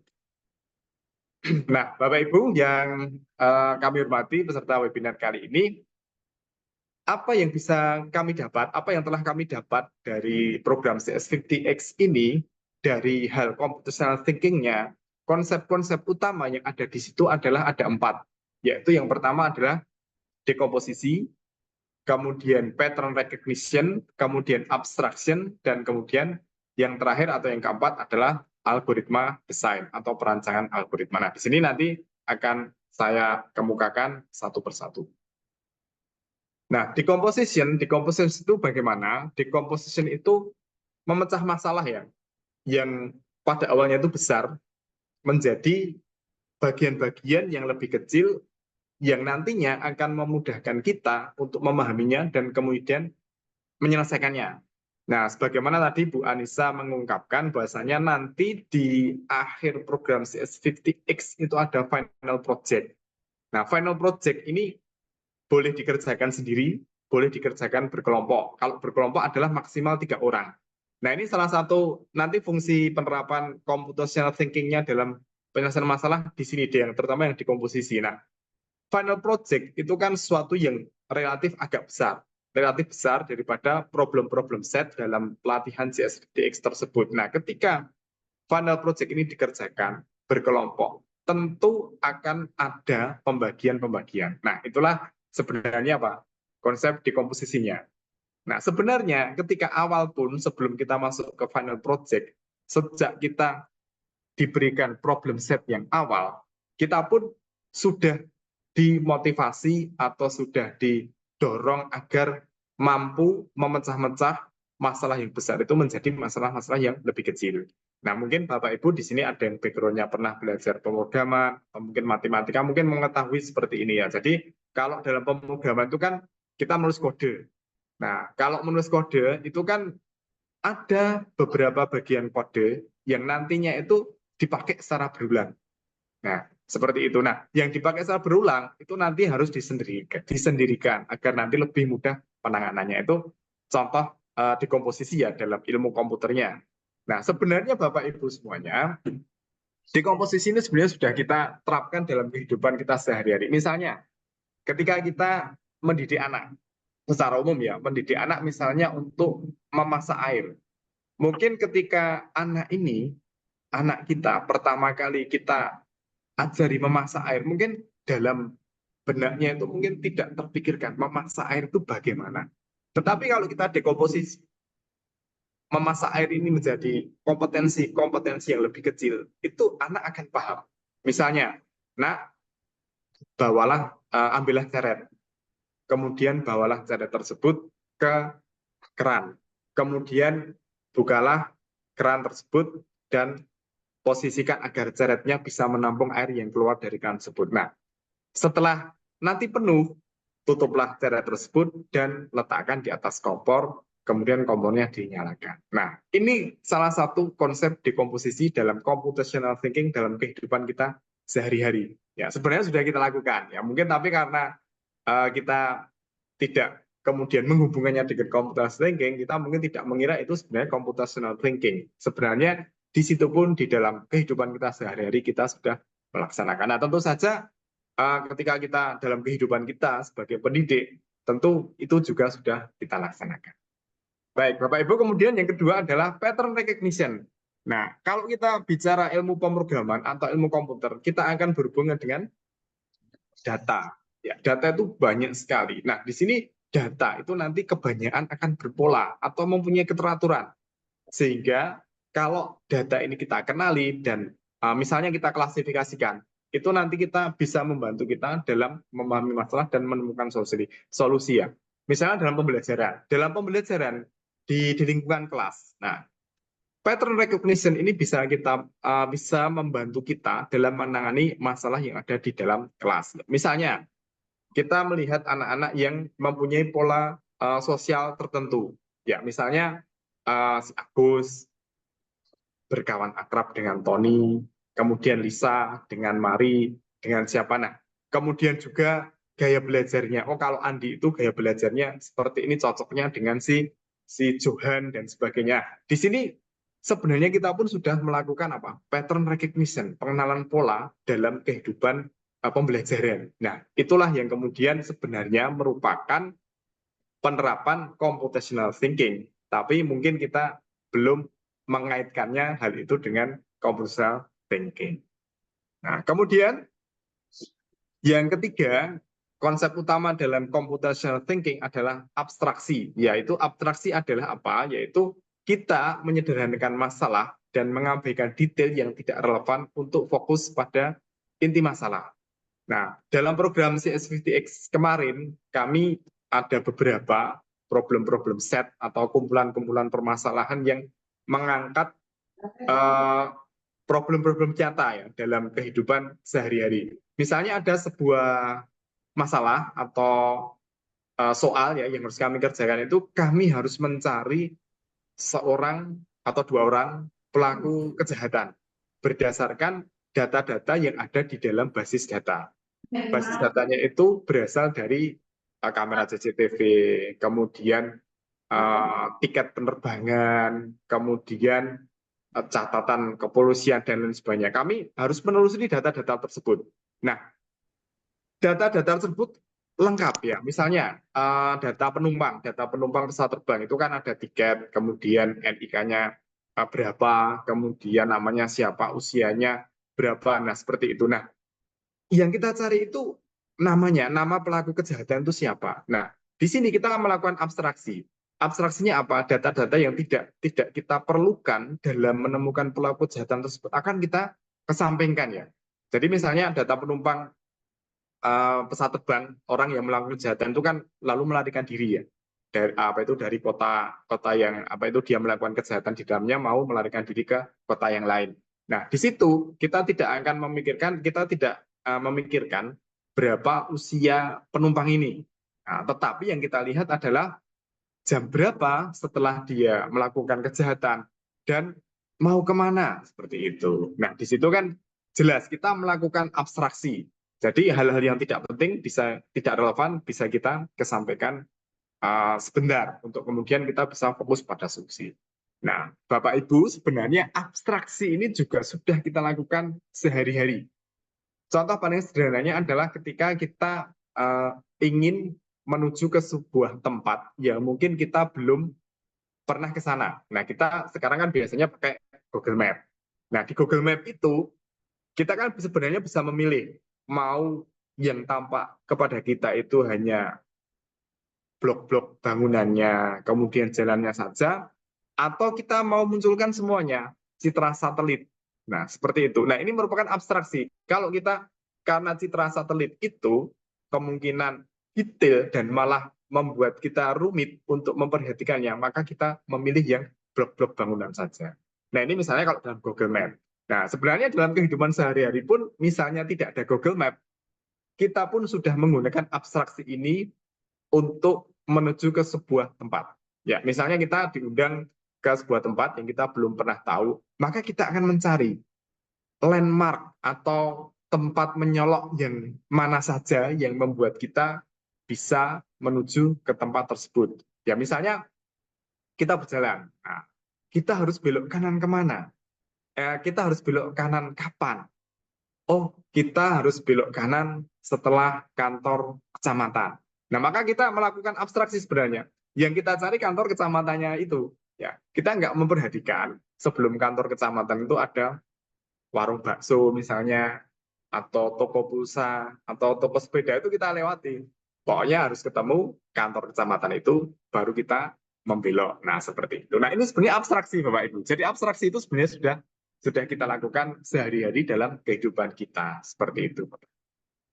Nah, kemudian yang terakhir adalah desain algoritma atau perancangan algoritma. Nah, algoritma kan merupakan sebuah prosedur ya, atau langkah-langkah yang terstruktur untuk memecahkan masalah secara efisien. Nah, sebenarnya kita pun sudah melakukan algoritma ini. Contoh paling mudah adalah kalau zaman dulu adalah RPP, nah sekarang adalah modul ajar. Nah, di dalam modul ajar dan RPP itu juga ada apa? Langkah-langkah kita melaksanakan pembelajaran. Pertama, kita mengucapkan salam, kemudian kita berdoa, kemudian persepsi atau pertanyaan pemantik. Nah, itu merupakan algoritma ya yang kita terapkan dalam pembelajaran kita. Nah, itu adalah keempat konsep utama computational thinking yang sebenarnya sudah kita lakukan dalam kehidupan kita sehari-hari. Jadi Bapak Ibu, computational thinking itu membantu kita dalam memecahkan masalah dalam berbagai bidang ya. Tidak hanya dalam konteks IT, konteks komputer, konteks pemrograman. Kita sudah menerapkan, hanya saja karena selama ini kita mungkin sudah biasa melakukan, kita tidak kemudian mengkaitkan hal-hal tersebut dengan apa? Dengan computational thinking. Ya, seperti itu ya, Bapak Ibu. Nah, sekarang adalah permasalahannya, bagaimana kita itu melatih computational thinking ini kepada peserta didik kita. Nah, di sini saya tawarkan atau saya sharing kepada Bapak Ibu salah satu materi di CS50X kemarin yang bisa Bapak Ibu akses, yaitu adalah Scratch. Tadi juga sudah sempat disinggung oleh Bu Anissa ya, bahwasanya week 0 atau materi pertama yang di CS50X namanya materi K0 itu adalah Scratch. Scratch ini apa? Scratch ini adalah media, ya, media yang bisa Bapak Ibu gunakan untuk mengajarkan computational thinking ataupun pemrograman coding dengan cara yang fun. Nah, ini saya share dulu, saya stop share yang PDF ini, coba saya share yang bagian Scratch-nya Bapak Ibu.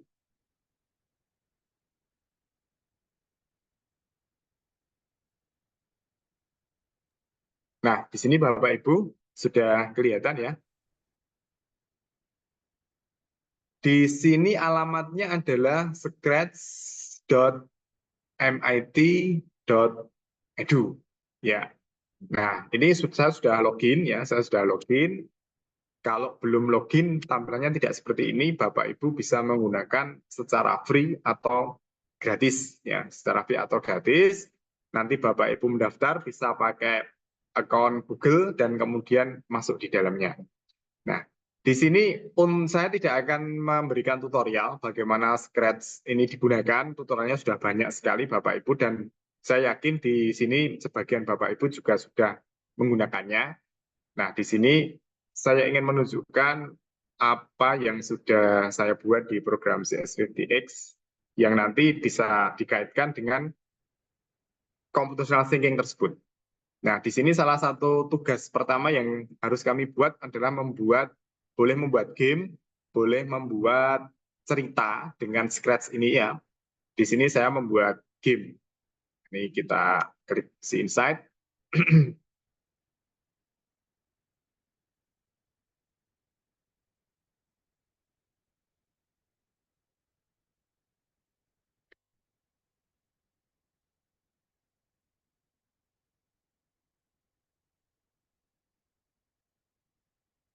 Semoga tidak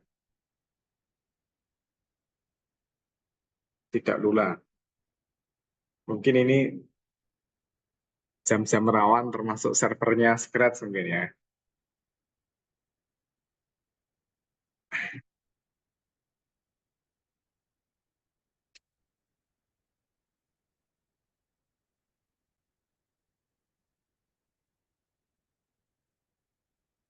Sebentar, saya kembalikan dulu.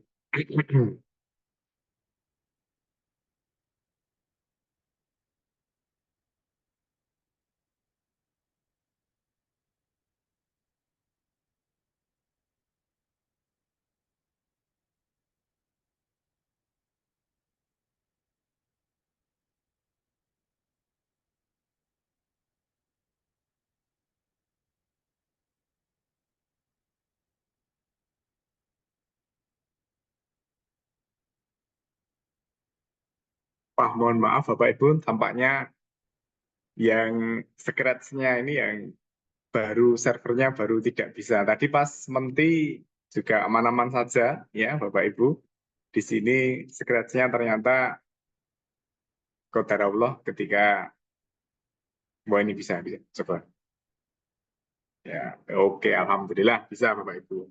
Baik, untuk agar menangkap apa itu secara garis gambaran besarnya dulu nih saya mainkan dulu di sini game sederhana yang saya buat. Nah, di sini ceritanya Anda atau player mempunyai kamar yang bersih, kemudian suatu hari sekumpulan serangga itu masuk ke kamar. Nah, Anda sebagai player harus mengusir serangga tersebut dengan hanya sebuah sapu. Di sini kita mainkan. Nanti serangganya muncul. Nah, di sini harus dikejar. Harus kena. Nah, kalau kena nanti skornya tambah 1. Nah, seperti itu Bapak Ibu ya. Ini hanya contoh aja. Saya stop. Nah, Bapak Ibu, di sini konsep-konsep yang tadi dalam computational thinking itu semuanya diterapkan di sini. Ya, jadi pertama yaitu dekomposisi. Di sini saya memisah-misahkan ya. Jadi kan ada objek broom atau sapu, kemudian ada objek serangga. Ya, di sini beetle ya. Kemudian ada tombol-tombol dan sebagainya. Itu merupakan konsep dekomposisi. Nah, di sini dekomposisi yang lain ya, misalnya ketika broom ini saya beri kode, di situ saya mendefinisikan 2 blok ya. Ini juga dekomposisi. Nah, bloknya apa? Bloknya adalah ketika broom tersebut menerima sinyal mulai game, maka selamanya atau forever ya, ini adalah loop. Forever itu moving broom, broomnya akan bergerak terus. Nah, di sini moving broom ini sebenarnya sebuah blok kecil ya, atau saya melakukan dekomposisi broom yang bergerak terus itu saya sendirikan. Ini dekomposisi. Nah, di sini pendefinisian moving broom atau sapu yang bergerak itu bagaimana? Nah, di sini saya definisikan moving broom itu adalah selama-lamanya dia akan nampak forever show dan kemudian dia bergerak mendekati pointer mouse. Nah, seperti itu. Nah, ini apa itu building block ya, artinya dekomposisi, memecah-mecah. Nah, sebagaimana sapu atau broomnya di serangganya juga demikian. Nah, seperti ini serangganya juga saya buat blok-blok. Nah, ini merupakan konsep dekomposisi. Kemudian untuk pattern recognition-nya ya, saya menerapkannya dalam gerak beetle atau gerak bug tersebut, gerak serangga tersebut. Nah, di sini karena polanya random ya, di sini saya harus mendefinisikan random. Patternnya itu polanya dia random. Dan di sini saya harus menerapkan bagaimana random tersebut. Maka selama-lamanya dia bergerak di random position. Kemudian dia akan glide atau bergerak secara perlahan ya, setiap 1 detik ke posisi yang random.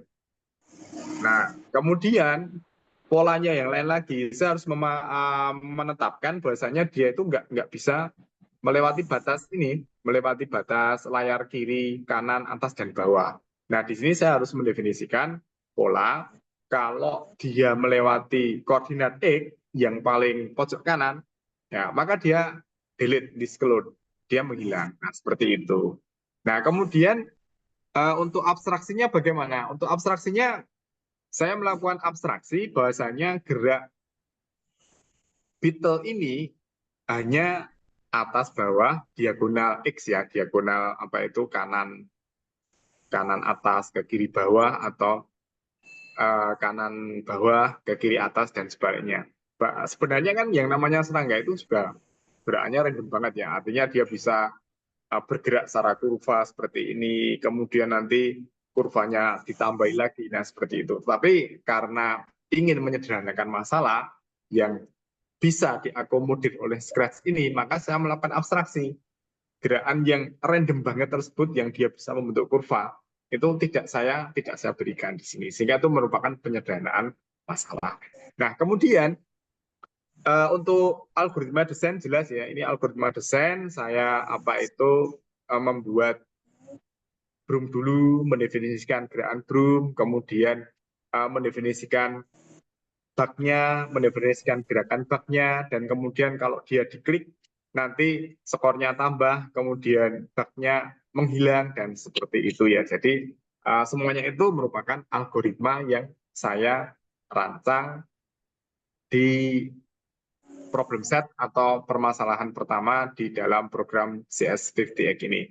Nah, ini Bapak Ibu yang ingin membelajarkan peserta didiknya untuk meningkatkan computational thinking-nya dan mungkin juga meningkatkan literasi lewat computational thinking-nya itu bisa memakai Scratch ini. Scratch ini gratis, tidak berbayar, dan kemudian insya Allah juga mudah. Di sini ada pilihan-pilihan ya, ada motion gerakannya bagaimana, kemudian tampilannya mau bagaimana, suaranya mau bagaimana, event atau kejadiannya bagaimana. Ini sudah mencukupi ya. Kalau Bapak Ibu sudah sign up, nanti di situ ada banyak portofolio yang dari user lain yang bisa Bapak Ibu amati dan kemudian bisa Bapak Ibu ATM, amati, tiru, dan modifikasi. Baik, kita kembali ke ini. Nah, oke Bapak Ibu, itu tentang Scratch, di mana Scratch merupakan materi yang pertama atau materi yang ke-0 yang paling mudah yang bisa Bapak Ibu gunakan juga untuk melatih peserta didik dalam hal literasi melalui computational thinking tersebut. Nah, kesimpulannya Bapak Ibu ya, jadi sebenarnya secara bawah sadar kita itu sudah menerapkan strategi computational thinking dalam kehidupan kita sehari-hari, dan tentu saja ini nanti kalau kita bawa ke dalam literasi, kalau kita mau fokuskan di dalam literasi membaca dan mau menulis, ya itu tentu juga demikian. Artinya mesti ada dekomposisi. Ya, ketika kita membuat sebuah artikel ilmiah, mesti ada dekomposisi. Mana pendahuluan, mana pembahasan, mana isi, mana kesimpulan. Kemudian juga pasti ada pattern recognition, pengenalan polanya.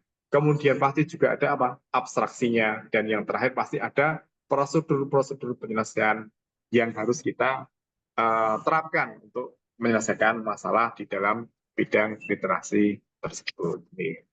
Nah, Bapak Ibu, mungkin itu ya secara singkat dari tema kita hari ini untuk meningkatkan literasi lewat strategi computational thinking.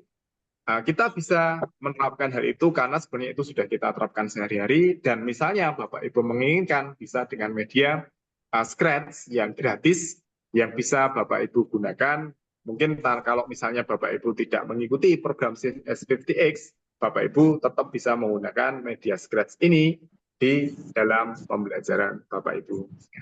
Ya, mungkin itu yang bisa saya sampaikan, Bapak Ibu. Saya kembalikan kepada moderator Ibu Arifah. Terima kasih. Assalamualaikum warahmatullahi wabarakatuh. Waalaikumsalam warahmatullahi wabarakatuh. Baik, luar biasa sekali apa yang telah disampaikan Pak Wira, sangat melengkapi apa yang sudah disampaikan Bu Anissa tadi. Dan pada materi Pak Wira kita sangat-sangat lebih jelas ya apa itu computational thinking dan bagaimana penerapannya pada kehidupan kita sehari-hari, dan bahkan apa yang sudah kita lakukan selama ini tentu tidak lepas dari computational thinking tersebut. Dan pada materi Pak Wira sudah disampaikan mengenai empat konsep utama computational thinking. Yang pertama itu tadi dekomposisi, yang kedua pattern recognition atau pengenalan pola ya, kemudian abstraksi atau penyederhanaan masalah dan mengabaikan hal-hal yang tidak relevan supaya kita bisa fokus. Dan yang terakhir tentang desain algoritma atau menentukan langkah-langkah atau prosedur yang terstruktur sehingga itu akan memecahkan masalah secara efisien. Dan juga di ujung tadi disampaikan contoh aplikasi yang bisa Bapak Ibu terapkan, yaitu stretch.mit.edu. Bapak Ibu bisa coba-coba dan bisa tengok karena itu tidak berbayar, begitu ya Bapak Ibu. Luar biasa Pak Wira dan Bu Anissa, banyak hal sudah dibagikan dan kita semua yang barangkali Bapak Ibu di luar dari dunia teknologi informasi, tentu hal ini menjadi satu inspirasi di mana kita bisa belajar dari pelatihan-pelatihan yang sudah diikuti oleh Bu Anissa maupun Pak Wira untuk kita terapkan dalam hal pedagogis ataupun kegiatan kita sehari-hari sebagai pendidik seperti itu. Nah, Bapak Ibu, saatnya kita masuk pada sesi yang ditunggu-tunggu, yaitu diskusi dan juga tanya jawab. Barangkali Bapak Ibu sudah menyimpan berbagai pertanyaan untuk beliau berdua untuk kita diskusikan dan kita sharingkan. Kami persilahkan Bapak Ibu bisa raise hand atau bisa menuliskannya pada kolom chat. Monggo Bapak Ibu.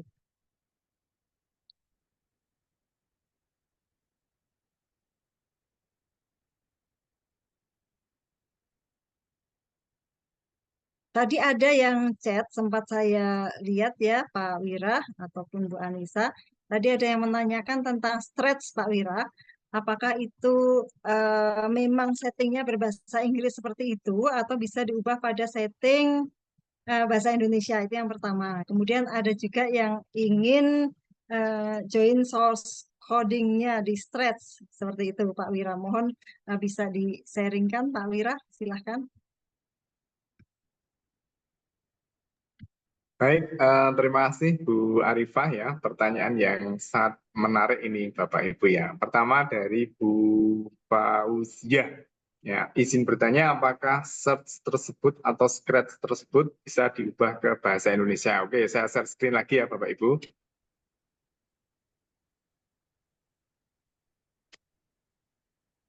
Nah, sudah tampak Bapak Ibu? Ya. Iya. Bagaimana bisa diubah ke bahasa Indonesia? Bisa Sangat ya bisa. Bapak Ibu ya? Iya, di sini di setting Bapak Ibu, di sini ada language. Nah, di sini sudah support banyak sekali bahasa, dan khususnya karena kita berbahasa Indonesia, di sini ada ya. Di sini ada gerak A, gerak 10 langkah misalnya, kemudian putar 15 derajat. Ketika aku mulai sebagai clone, maka tampilkan pergi ke posisi sembarang dan sebagainya. Ini tentu sangat membantu ya Bapak Ibu Jadi nanti untuk istilahnya itu Bapak Ibu ketika mungkin di peserta didik yang mungkin belum mengenal bahasa Inggris, nah silahkan bisa diganti ke bahasa Indonesia untuk lebih memudahkan. Kemudian tadi ada yang bertanya Ya, tentang apa? ada dari Bu Puji Lestari, Pak Wira. Bagaimana penerapan stres pada pembelajaran IPA? Oke, ini sangat menarik. Bagaimana scratch ya pada pembelajaran IPA bagaimana? Banyak sekali Bapak Ibu untuk contoh-contohnya ya sebentar. Saya melihat ke halaman karya sebentar. Create explore ya, explore. Explore. Nah, di sini sebentar. Ini memang koneksinya mungkin ya karena scratch-nya kayaknya karena saya Zoom juga lancar. Nah, di sini Bapak Ibu, nah silahkan Bapak Ibu bisa sign up ke Scratch, kemudian di sini bisa mencari yang sesuai dengan yang diinginkan Bapak Ibu ya. Kalau IPA itu kan luas sekali ya. IPA tentang apa itu kan juga luas sekali. Di sini ada geometri spam ya. Tentu ini kalau melihat judulnya ini akan berhubungan dengan matematika seperti itu. Nah, di sini explore, Bapak Ibu bisa explore, monggo. Muat lebih banyak diklik bisa, atau mungkin di sini ada ide ya, ide diklik ide ya. Diklik ide kita tampilkan dulu.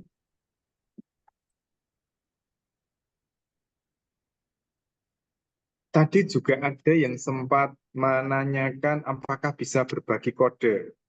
Ya, Bisa Bapak betul, Pak. Ibu ya, jadi di Scratch ini melihat ada yang memang dibuka ya, ada yang memang dibuka.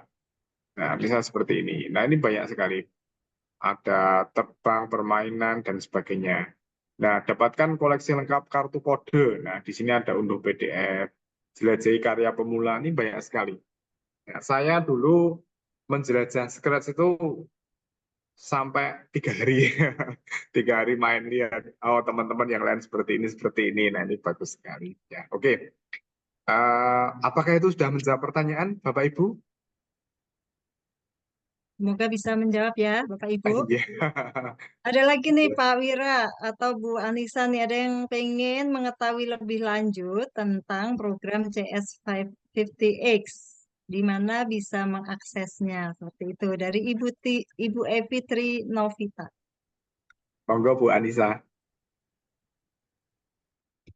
Oke, kalau untuk CS50-nya sendiri itu sebenarnya materinya ada yang free ya. Mungkin bisa saya tunjukkan. Bentar. Silahkan googling aja ya. Bentar, saya share screen. Mungkin juga lebih kepada bagaimana teman-teman di sini bisa ikut join Oh, dalam kompetisi untuk mendapatkan beasiswa tersebut, Ibu. oke, siap. Saya tadi sudah membukanya, coba tak share screen lagi.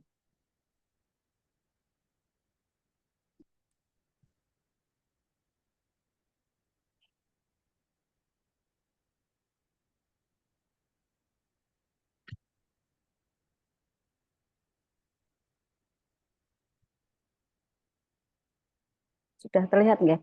Ini yang tahun 2023 kemarin ya, 2023 kemarin, karena ini sudah ada peserta yang lolos sudah ada 100.000 pengumumannya. Ini alamatnya di sini ya, Guru Dikmendikbud, atau nanti mungkin bisa langsung di media sosial dari Kemendikbud, mungkin dari Dirjen Dikmen atau di Dikdas, karena kemarin yang mengikuti itu di Dikdas itu guru SMP dan di Dikmen itu guru SMK, itu nanti di alamat ini, alamat di Guru Dikmendikbud itu.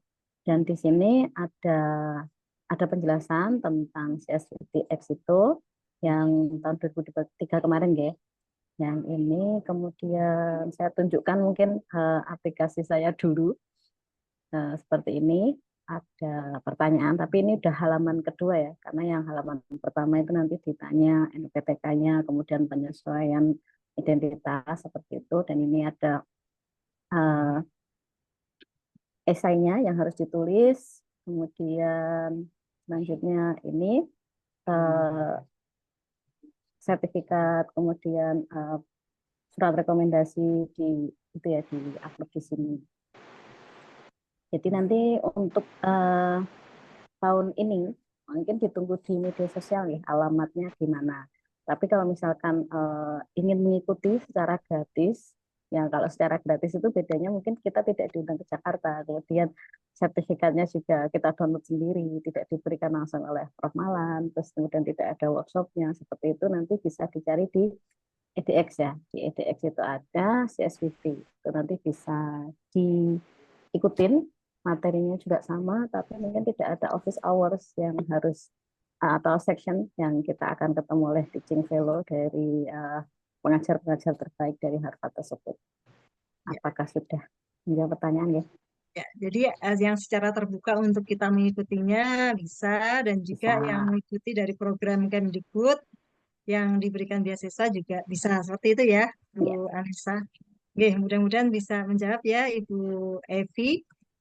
Baik, selanjutnya dari Pak Amrizal, Pak Wira. Jika menggunakan Chromebook seperti apa jika diakses oleh siswa? Apakah bisa menggunakan ID, belajar ID siswa? Stretch-nya, Pak. Oh iya, iya. Baik, terima kasih Pak Abrizal atas pertanyaannya. Jadi, Scratch ini kan berbasis web ya. Jadi, bagaimanapun istilahnya itu kalau device yang kita gunakan itu bisa mengakses web, maka dia bisa. Dan kemudian akunnya bagaimana? Akunnya itu intinya kalau kita punya email, email pakai email yang manapun itu bisa kita daftarkan. Seperti itu. Ya. Baik, terima kasih Pak Wira. Semoga menjawab. Ini ada yang nanya lagi, apakah harus bisa bahasa Inggris dari Pak Sukiman? Berapa skor TOEFL minimal yang harus terpenuhi? Bentar, Bisa. saya coba Ya, share screen ya Bu ya. tentu ya, pengajarnya dari Amerika semua. Oke, di paling bawah ini ya. Jadi kalau ITP itu minimal 450, IELTS itu 4,5, TOEIC 410, dan Duolingo 65. Tapi tadi kan sudah saya jelaskan ya, karena tahun ini mungkin karena pesertanya masih kurang memenuhi kuota, TOEFL prediction pun diperbolehkan. Ada beberapa teman yang hanya memakai TOEFL prediction, di mana mungkin tingkat keketatan soalnya tidak terlalu tidak setinggi ketika benar-benar tes yang benar-benar dari ITS gitu ya. Itu kemudian yang mungkin yang sering dikhawatirkan adalah nanti kalau pas kuliah nggak bisa bahasa Inggris gimana? Nah, tenang, ada Google Translate, jadi kita bisa bisa mengikuti. Kemudian pada saat section yang ada pemateri dari luar itu kita bisa mengaktifkan closed caption yang CC itu nanti kita bisa walaupun tidak terlalu tepat ya, tapi kita bisa memahami sebenarnya beliau itu ngomong apa gitu. Dan sebenarnya bahasa Inggrisnya juga bukan bahasa Inggris yang apa ya, yang begitu tinggi, begitu rumit, yang apa ya, sastrawi itu enggak ya. Sebenarnya hampir tiap hari pun kita bisa memahami, hanya Oke. percakapan biasa. Baik, ya jadi tidak harus ITP ya itu tahun kemarin. Mudah-mudahan tahun besok juga masih seperti itu karena rekrutmennya cukup banyak begitu ya Bu Anissa, Pak Wira. Sehingga monggo dipersiapkan Bapak Ibu yang tentunya belum mendapatkan pembiayaan dari Puslapdik ya Bapak Ibu. Jadi tidak double pembiayaan karena itu beasiswa. Kalau yang saya pahami seperti itu karena saya nggak bisa daftar Bu Anissa gitu. Saya sedang dalam proses beasiswa juga sehingga kemarin tidak bisa ikut mendaftar. Nah, ini masih nanya nih Bu Fauziah kepo nih, pengen daftar jelas ini. Ikut program beasiswa ini apakah biaya hidup juga ditanggung begitu Bu Bu Fauziah nanya Bu. Kalau biaya hidup, kalau standar PDP, karena saya dulu awal PDP itu kalau biaya hidup itu dulu standarnya Kuliah. itu kan, ya kalau kuliah itu under 4 juta ya. Kalau misalnya untuk kota-kota tertentu 4, sekian juta gitu. Tapi kalau di kita itu yang ditanggung mungkin biaya komunikasi, mungkin uang ganti kuota seperti itu besarannya 1,2 per bulan dan dikali Oke, 5 bulan. luar biasa. Iya, biasanya program-program yang lain 150.000 ya Bu ya, biaya komunikasi ya. Ini 10 kali lipatnya Bapak Ibu. Ya, Ya, luar tapi harus biasa. siap-siap juga loh Bu. Iya, $1.500 itu. betul. $1.500 ya Bapak Ibu, silakan nanti dikalikan sendiri dengan kurs hari ini ya. Oke, selanjutnya ini ada Ibu Fadilah Hasmita, Pak Wira. Bisa tidak games yang dibuat guru di Stretch itu diakses secara bersamaan oleh siswa. Oke, baik. Terima kasih atas pertanyaannya. Bisa, Bu. Jadi jawabannya kan itu karena kita share di web nanti ya. Dan anak-anak juga punya account untuk Scratch ini. Mereka masuk dan diakses. Banyak siswa itu bisa. Cuma mereka tidak berinteraksi. Artinya Scratch ini kan basic banget lah, basic banget. Jadi satu anak juga istilahnya itu berinteraksi dengan game tersebut dalam satu sesi ya. Kalau kalau dalam pemrograman satu sesi dia sendiri tidak bisa berinteraksi dengan siswa yang lain. Ya, Ya. kalau Oke. bersama-sama bisa. Ya. Ya, baik, baik. Semoga menjawab ya, Bu Fadila ya. Selanjutnya ada Pak Amrizal Amir, Pak Bu. Bagaimana dengan IPK? Apakah ada standar minimal ketika kita mendaftar beasiswa tersebut? Dan ada pertanyaan lagi dari Bu Evi. Programnya berapa lama total, Bapak Ibu? Oke, saya share langsung di persyaratannya. Karena ada pertanyaan juga mungkin IPK, kemudian nilai, kemudian apakah guru SD. Nggih. Ini yang persyaratannya seperti Ya. ini, langsung di halamannya ya. Ini kalau untuk pesertanya itu dari SMP, SMA, dan SMK. Kemudian dari UNPTK itu nanti bisa terdeteksi paling enggak sudah 2 tahun mengajar. Kemudian batas usia 50 tahun, dan untuk transkrip nilai tidak ada IPK minimal, tapi yang minimal itu adalah di nilainya, walaupun ada kelonggaran di tahun lalu. Oke. Baik, semoga bisa Iya. menjawab semua ya. Pak Amrizal, Bu Evi, sekaligus Bu Sinta. Guru SD bisa mendaftar juga ya, Bu? Sepertinya tidak, Bu, karena SMP. Bisa ya, Kalau untuk guru Dikmendiksus SD, ya. kalau guru SD itu ada micro kredensial yang lain, Bu. Mungkin saat Oh ini iya. yang sudah dibuka itu ada literasi informatika atau gimana, saya lupa, Bu. Yang saat Iya. ini sedang dibuka di micro kredensial Iya. di kementerian. Iya, banyak sekali ya program-program mikrokredensial dari kementerian. Bapak Ibu boleh pantengin terus info-info dari semua medsosnya Kemdikbud. Dari bidang-bidang di bawahnya ada gtkemdikbud.go.id, ada gurudikmendiksus.com, ada GTK, ya, ada SMK, ada direktorat-direktorat yang lain itu selalu membagikan informasi-informasi tersebut di laman medsos masing-masing seperti itu. Jadi Bapak Ibu tentu kalau memang berminat mengikuti kegiatan tersebut, tentu Bapak Ibu harus memantau informasi-informasi tersebut dan salah satunya melalui webinar kita pada sore hari ini. Oke, ini ada beberapa lagi. Kapan program itu biasanya mulai dibuka, Pak Bu? Kemudian apakah semua mapel bisa ikut? Seperti itu. Silakan. Kalau untuk bocorannya kemungkinan nanti bulan Agustus, Bu. Bulan Agustus dibuka, ya, bulan Agustus dibuka, kemudian mungkin September itu adalah seleksinya, dan Oktober dimulai programnya. Kemudian diakhiri Februari, dan untuk workshopnya itu pertengahan Maret. Kalau misalkan di total itu sebenarnya 6 bulan, tapi untuk programnya sendiri yang sama Harvard itu 5 bulan. 6 bulan total programnya, dan ada kopdarnya langsung kemarin dihadiri Ya. oleh Mas Menteri ya, Bu Anissa ya. Iya, luar biasa keren. Saya mengikuti informasi-informasi teman-teman peserta program ini, dan monggo Bapak Ibu, inspirasi sudah kita gali pada sore hari ini. Mudah-mudahan bisa kita tetapkan yang tidak bisa mengungkapkan itu bisa menjadi inspirasi dari kegiatan. Oke, baik, masih ada dari ini, sebentar Pak. Sebentar, masih ada. Kita batasi ya Bapak Ibu, kita sudah 49. Ini masih ada beberapa pertanyaan. Sebentar, terus scroll ke atas. Oh, untuk semua mapel apakah bisa ikut Ibu? Kemudian jadwal sudah. Kemudian, oh tadi sudah dijawab Pak Wira ya, bisa. Dengan guru PAI kemarin, bisa ikut. Seperti itu. Oke, ini Pak Wira juga sudah membagikan link sosialisasinya, Bapak Ibu. Bisa dikopas, kemudian nanti bisa ditonton setelah kegiatan kita sore hari ini selesai. Seperti itu.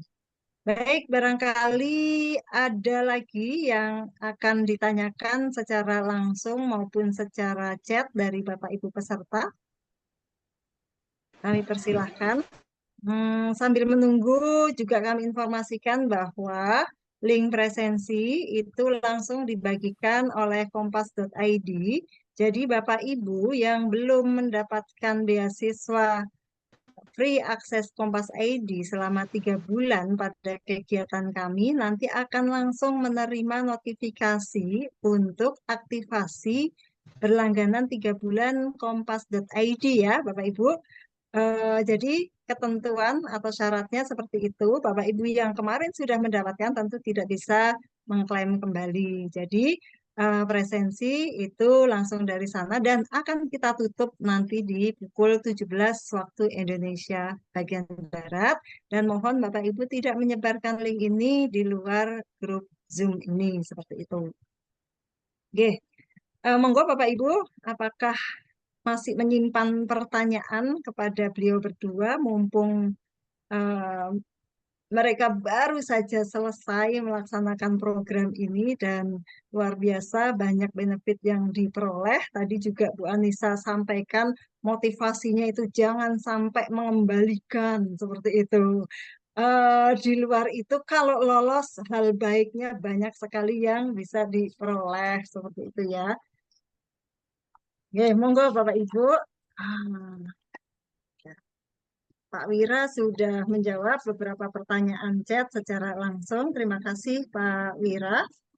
Dan sekali lagi Bapak Ibu, beberapa hal yang bisa kita ikuti challenge-challenge dari Kementerian Pendidikan ini tentu saja akan memberikan dampak tidak hanya pada kita saja, seperti yang tadi disampaikan oleh Bu Anissa bahwa selepas program ini tentu Bu Anissa, Pak Wira, dan teman-teman lain yang mengikuti ini akan menjadi panutan ataupun teladan bagi siswa-siswinya bahwa gurunya sudah bisa, mainnya sudah jauh, ya temennya sudah Mas Menteri, kan seperti itu, luar biasa, ya Bapak Ibu. Kemudian kekayaan materi dan pengalaman, kemudian jejaring yang dibangun dari seluruh teman-teman guru dari berbagai jenjang dari seluruh Indonesia, dan ini apa namanya menjadi satu portofolio yang luar biasa juga untuk bisa dicantumkan pada kurikulum vitae kita. Barangkali ada program-program sejenis nanti yang dibuka oleh Harvard maupun kementerian itu bisa menjadi barangkali bisa menjadi pertimbangan seperti itu ya Bu Anissa, Pak Wira. Baik, luar biasa Pak Wira, Bu Anissa sangat menginspirasi dan sebelum kita menutup acara kita pada sore hari ini, kami mohonkan sedikit closing statement dari Bu Anissa maupun Pak Wira untuk kita semua. Monggo Bu Anissa dulu. Oke Bu, untuk closing statement ya. Untuk closing statement untuk dari saya sebenarnya kita itu nggak boleh ya, nggak boleh hanya berpikir nanti aku dapatnya apa karena kita adalah seorang guru gitu ya. Tapi mungkin kita akan berpikir jika kita sebagai guru kita tidak banyak belajar, mungkin siswa kita juga nggak akan dapat apa-apa karena sebagaimana tandon air, kalau misalkan kita terus-menerus mengalirkan air, kerannya akan dibuka terus maka lama-lama akan kosong. Jadi lebih baik kita harus terus-menerus belajar walaupun ya mungkin dengan segala macam keterbatasan. Seperti itu aja dari saya. Baik, luar biasa. Terus berbagi untuk memberikan banyak manfaat seperti itu ya, Bu Anissa. Terima kasih. Selanjutnya kita simak closing statement dari Pak Wirawan. Kami persilahkan Pak Wira. Baik, terima kasih Bu Arifah. Ya, senada dengan Bu Anissa ya. Jadi Bapak Ibu, saya juga sangat terkesan tadi di lagunya Iggy ya, lagu Mas Iggy itu pantang mengajar kalau belum belajar, ini ya seperti itu ya. Nah, seperti ini Bapak Ibu ya. Jadi kalau kita sebagai pendidik itu harus selalu terus belajar.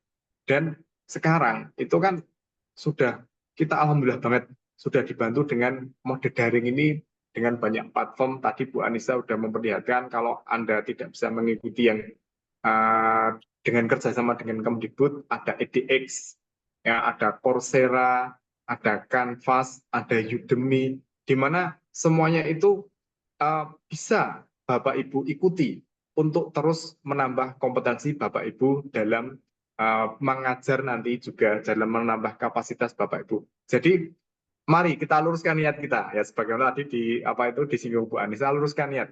Kita tidak cari sertifikat, nah seperti itu, tapi kita cari memang benar-benar untuk meningkatkan skill kita, untuk meningkatkan kompetensi diri kita, sehingga apa? Kita sebagai pendidik nanti kalau terus belajar itu akan menginspirasi anak didik kita. Ya, coba bayangkan misalnya kalau kita itu sebagai pendidik berhenti belajar, ya, hanya memberikan, lama-lama habis. Nah, seperti itu. Seperti pepatah bahasa Arab ya, fakitu syai' la yu'ti. Orang yang nggak punya apa-apa itu tidak bisa memberi. Jadi padahal anak-anak itu anak-anak didik kita nanti kan tumbuh, mereka lama-lama juga, mohon maaf, mereka lama-lama bisa menyalip kita. Kalau kita tidak menambah kapasitas kita, tidak menambah kompetensi kita, nah kita lama-lama akan kehabisan untuk menginspirasi. Nah ini fatal nanti, karena kita sebagai pendidik harus memotivasi dan juga senantiasa harus menginspirasi.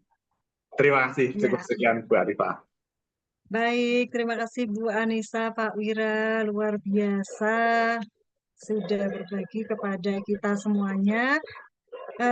Semoga sehat selalu dan terus menginspirasi dan terus berbagi kepada kita semuanya. Baik, Bapak Ibu, tidak terasa kita sudah pukul 15.56 dan kita harus mengakhiri kegiatan webinar kita pada sesi April 2024.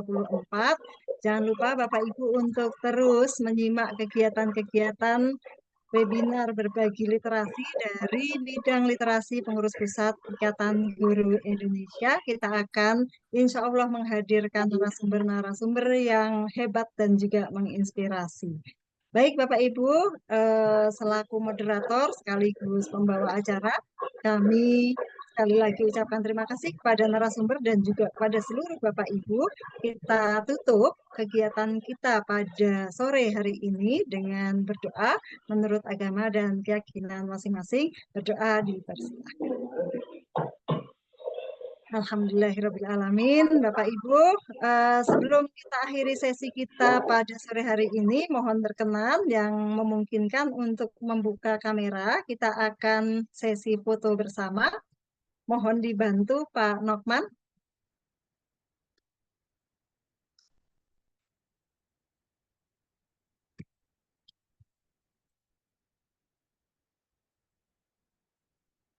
Sudah pada buka kamera, terima kasih. Silakan Pak Nokman. Baik, silakan Bapak Ibu yang bisa membuka kameranya. Ada 11, tapi ini kelihatannya nggak semua membuka ya. Ya. Kita yang pertama Bapak Ibu siapkan senyum yang terbaik. 1, 2, 3. Slide kedua. 1, 2, 3.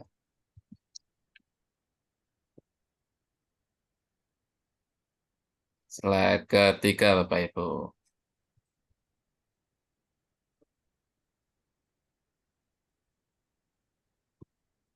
Slide keempat.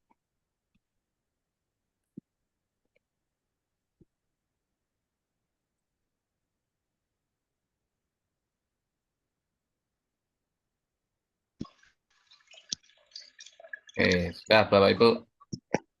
Baik, terima kasih Pak Nokman, terima kasih Bapak Ibu semua. Sampai jumpa di webinar literasi berikutnya dan kegiatan-kegiatan kami berikutnya. Kami akhiri, wabillahi taufiq wal hidayah. Wassalamualaikum warahmatullahi wabarakatuh. Waalaikumsalam warahmatullahi wabarakatuh. Terima kasih Bu Anissa, Bu Arifah, Pak Wira. Assalamualaikum. Waalaikumsalam. Selamat berbuka puasa Bapak Ibu. Terima kasih. Ibu.